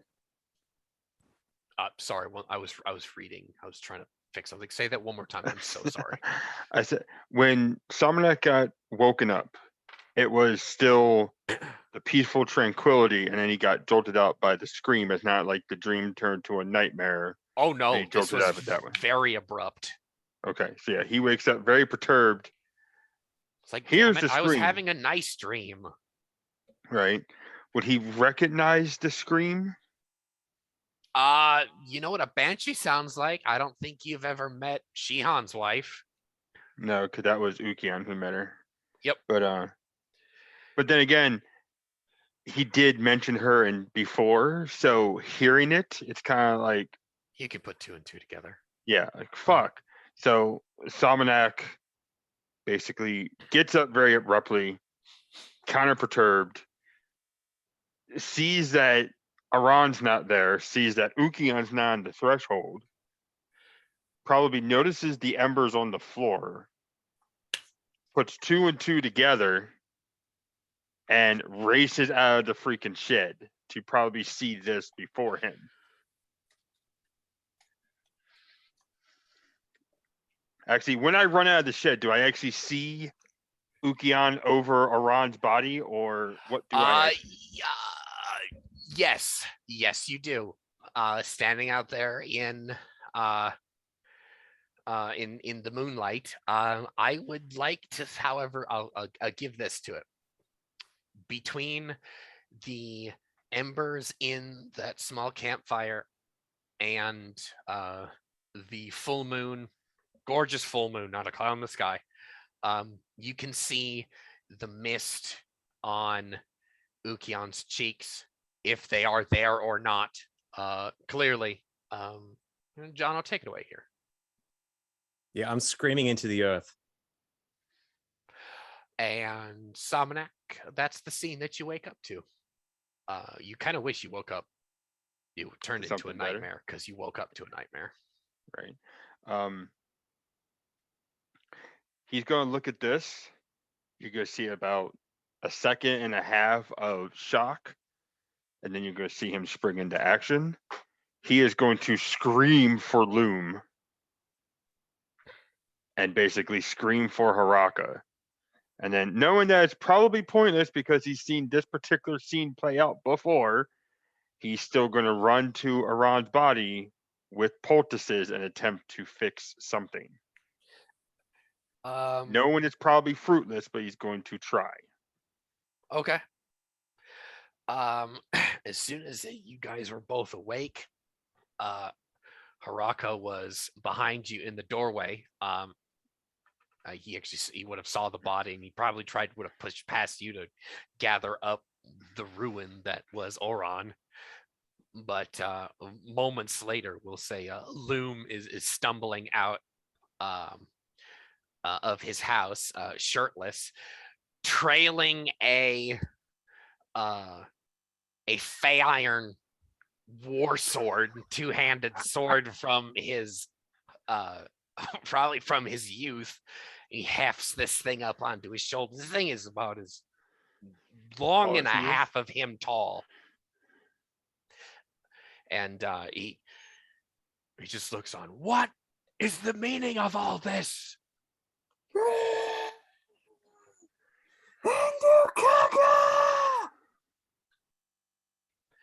As we have roused the village,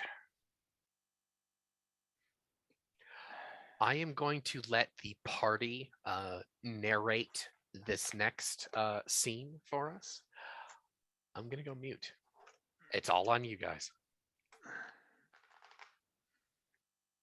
Take it away, Somanak. I've been talking too much. Let's see. Aron is. The dead don't speak where he comes from. Even though I, the player, know it's pointless, he still got a 28 on an apothecary check. If he was still within the realm of the living, you would have saved him.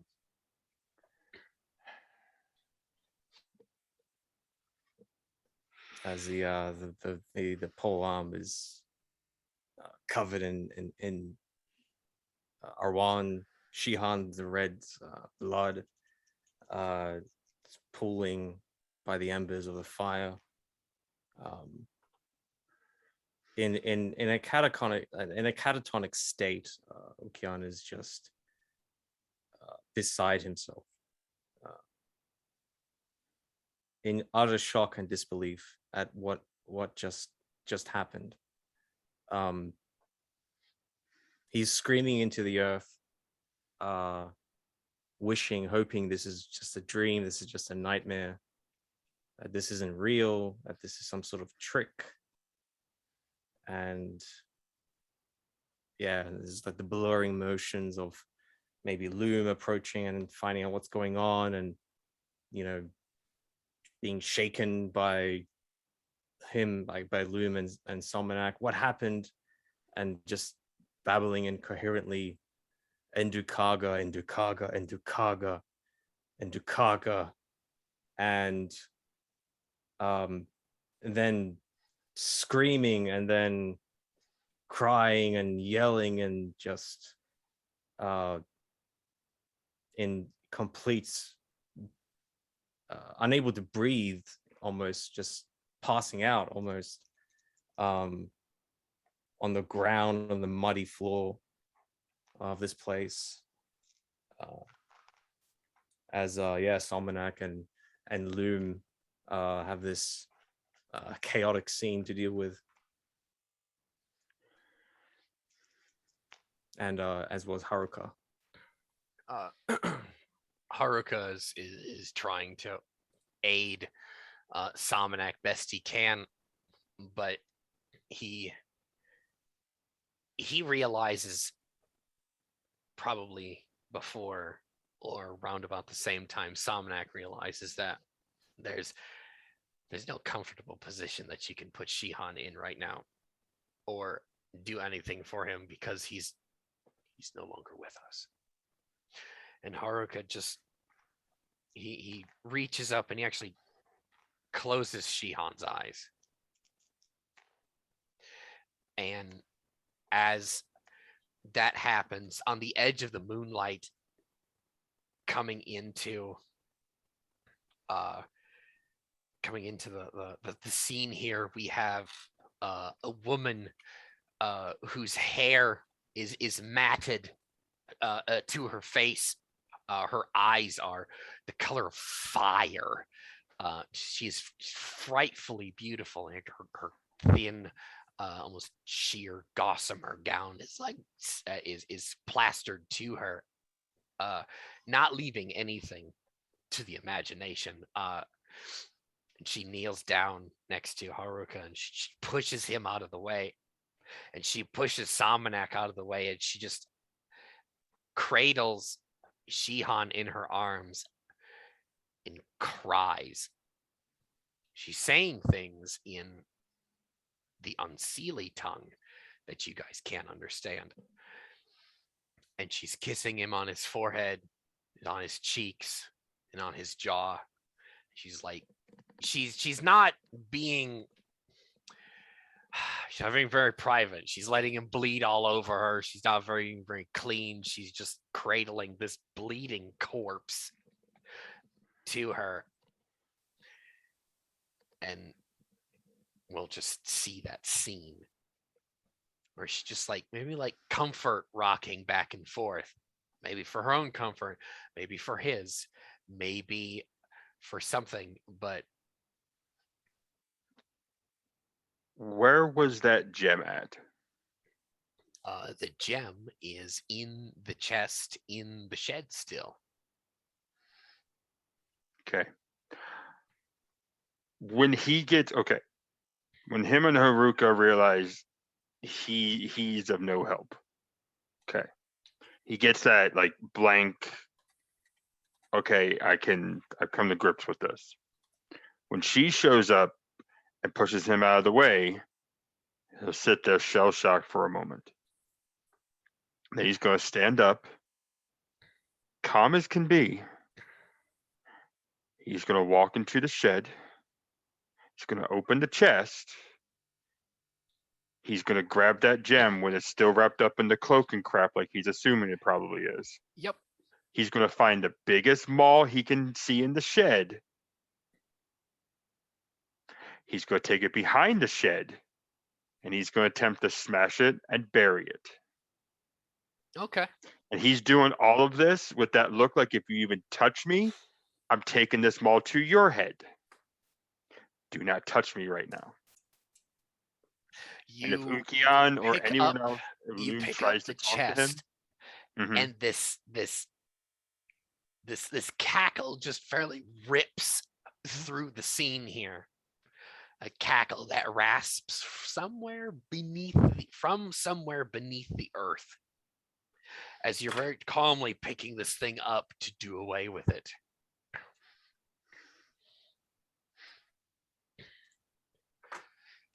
the cackle gets no response out of Salmonak. Oh, of course. I would be shocked if it did.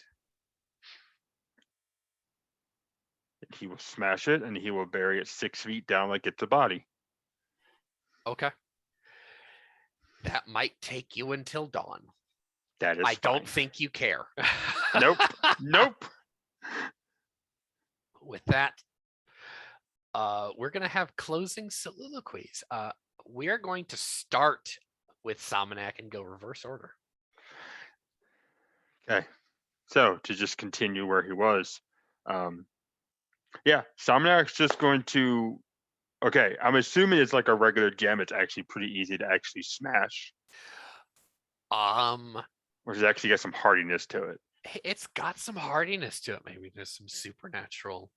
Must be I mean, smoke and mirror in there, but I He's will gonna say, like Viking lumberjack swing at this fucking thing with this maul, like just two-handed, completely over the shoulder and head, and crash. make me a physique test then.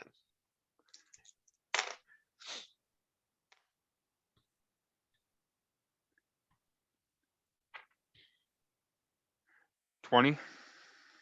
Yeah, you can connect and it cracks, but it doesn't shatter. Oh, good. He'll hit it again then. It because it's an object has a static armor of 18. It's small, that's why it's so damn high. Right. 19 on the second one. You make headway on it.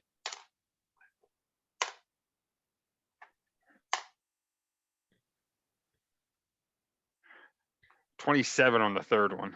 Now with that, it will shatter. Okay.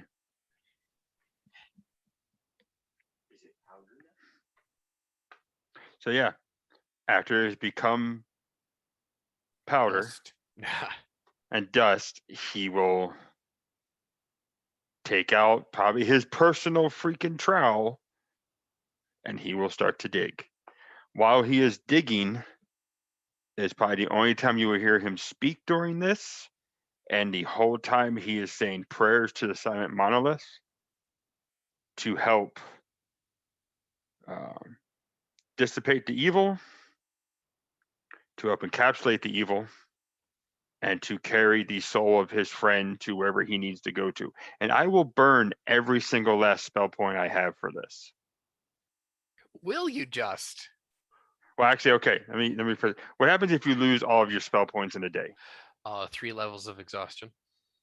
That's fine. He's probably gonna crash out for like a day anyway. Okay. So yeah.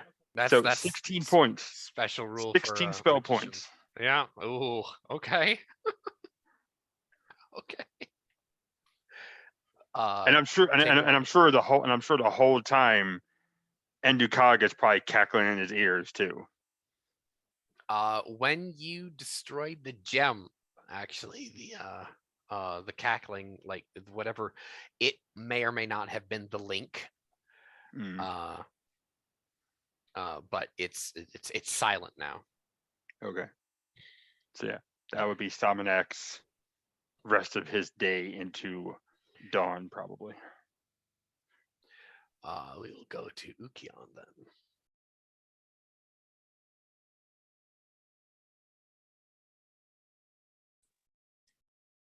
In that state, everything is a blur.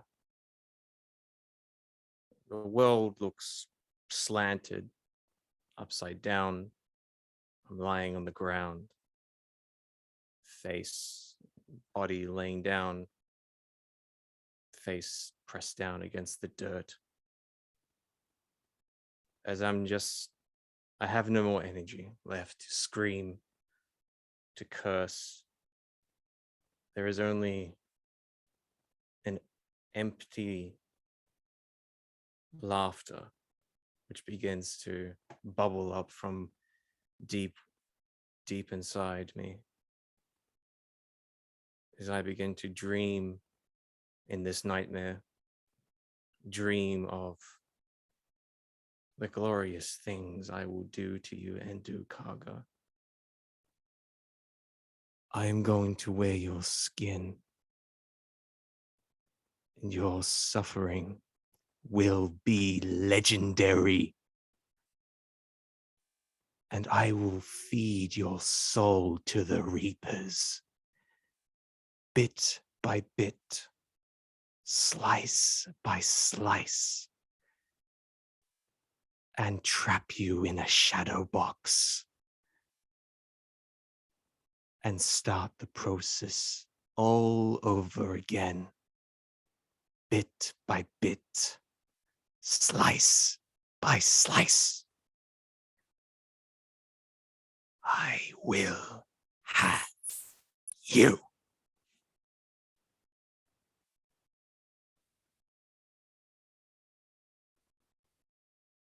That's it. From the lands of the dead, the next thing that Shihan now feels is he is floating in the mist.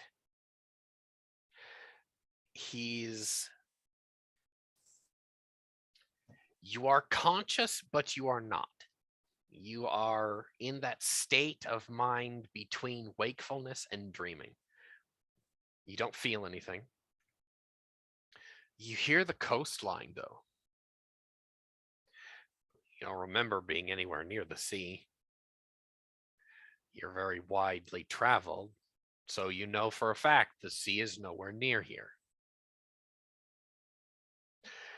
The next thing you feel is a pressure on your shoulders, the back of your head, a grittiness in your hair, and something pushes against your lower back. And finally, the sensation of moisture and wetness. You open your eyes to a gray sky. You think it's a gray sky. And there's the sea, fully pressed upon your senses, but no scent or taste of salt. That's the thing that sticks out to you the most as wrong.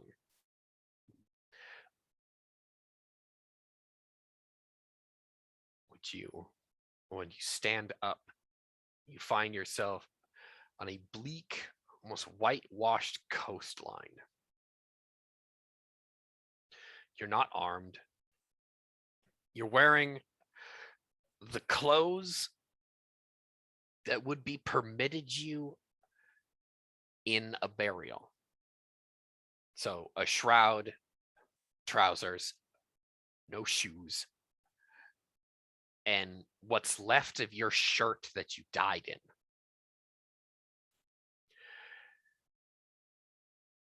But you have a patch of bark where the skin of where your sternum meets the rib cage, amazingly enough, where the polearm landed, almost like oak tree bark. Like your skin would have healed, would you have survived, but that scar tissue is tree bark.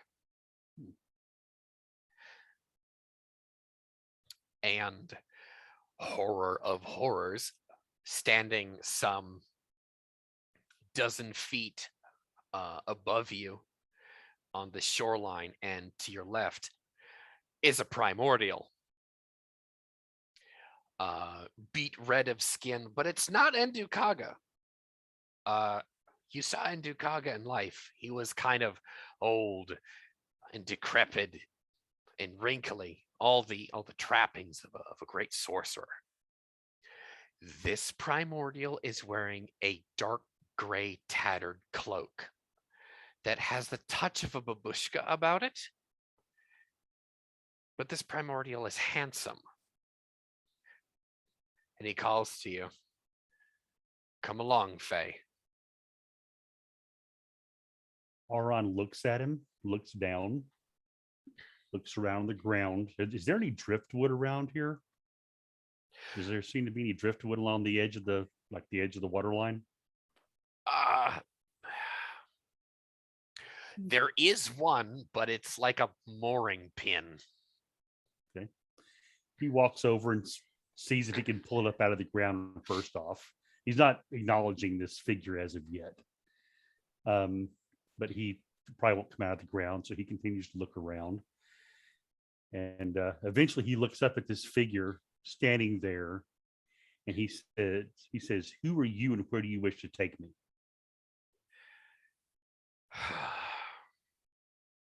I'm the Grey Lord.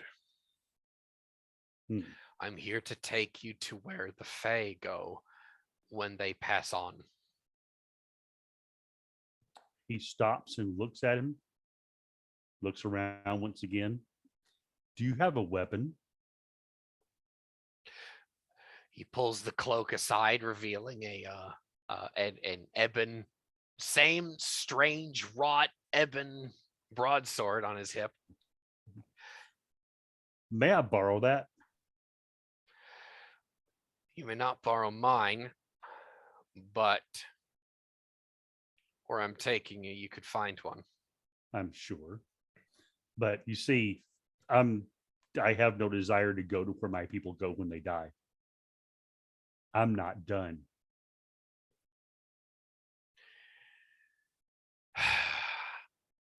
Unfortunately, that is for me to decide. "Then decide I'm not done." I cannot let you go unless you tell me your reasoning. "There's one who escaped your grasp. One who in life, whose skin I wore, who still stalks the land of the living." He knits his brows and says, "Speak its name."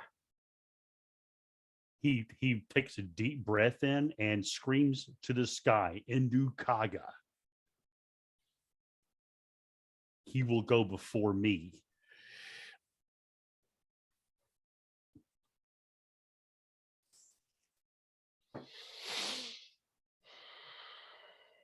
He may be of my kinsmen, but he cannot elude death. He has so far, and he thinks he can. That's cheating. Then help me cheat. And I cannot help you cheat. And I swear to you as I stand here, once he has been placed in your grasp to be done with as need be, I will go with you. But until then, I'm not done.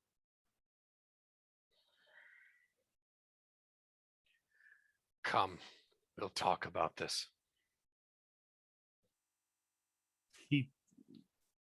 Shihan, not Aron, hesitates for a moment as if sort of examining this fellow to see if there's any deception possibly. There's a very cold, very Yeah. neutral detachment there. Okay. And that might be the most uncanny thing there. Okay. Oddly enough, that attachment reassures him because he's seen Faye when they're trying to be cagey and they're always expressing emotion. This guy is just being matter of fact. He's honest. Yeah. He's a statue in a graveyard. It's serene and beautiful and detached. So with that feeling, he'll sort of nod and says, "I will go with you, but just remember, I'm not done." We are not done. "Then let us be about it." With that, the stage curtains will close on that scene on the shores of the realm of the dead. But our camera pans, our view distorts through the mists, through the planar barriers of this place, and we find ourselves in an encampment, a military encampment, just on the Atlantean side of the Great Gray River. It would seem that the coalition forces had finally won a battle and pushed across into the enemy's lines, placing a wall between the Suncrest Valley as well as the river, the tributary, the Tarandine, that separates the Suncrest and the reaches of Arborea. There's quite a long way now. Arborea will be safe for now. Our camera finds its way through a tent city. And it will settle upon a young man, now an adult, who is standing before a bronze mirror. He has just been fitted for a full kit of Fey iron armor.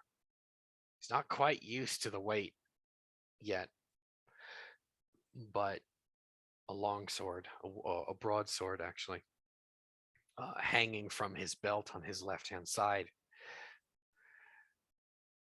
It flickers, the light peeking through the scabbard flickers. He draws the sword. It is a light, a pale blue, not unlike the pale blue of Luke Skywalker's lightsaber. And this young Arborian looks to the south, to the outer world, and he says, Shihan's gone. As the blue light flickers and dies, he replaces the sword in its scabbard, and he walks over to a side table, and the young Storm Lord, the newly minted priest of Lekra, kneels at a shrine, and he says, I, by the name of Corwin, wish to send love and my energy and my influence to a dear friend in the afterlife.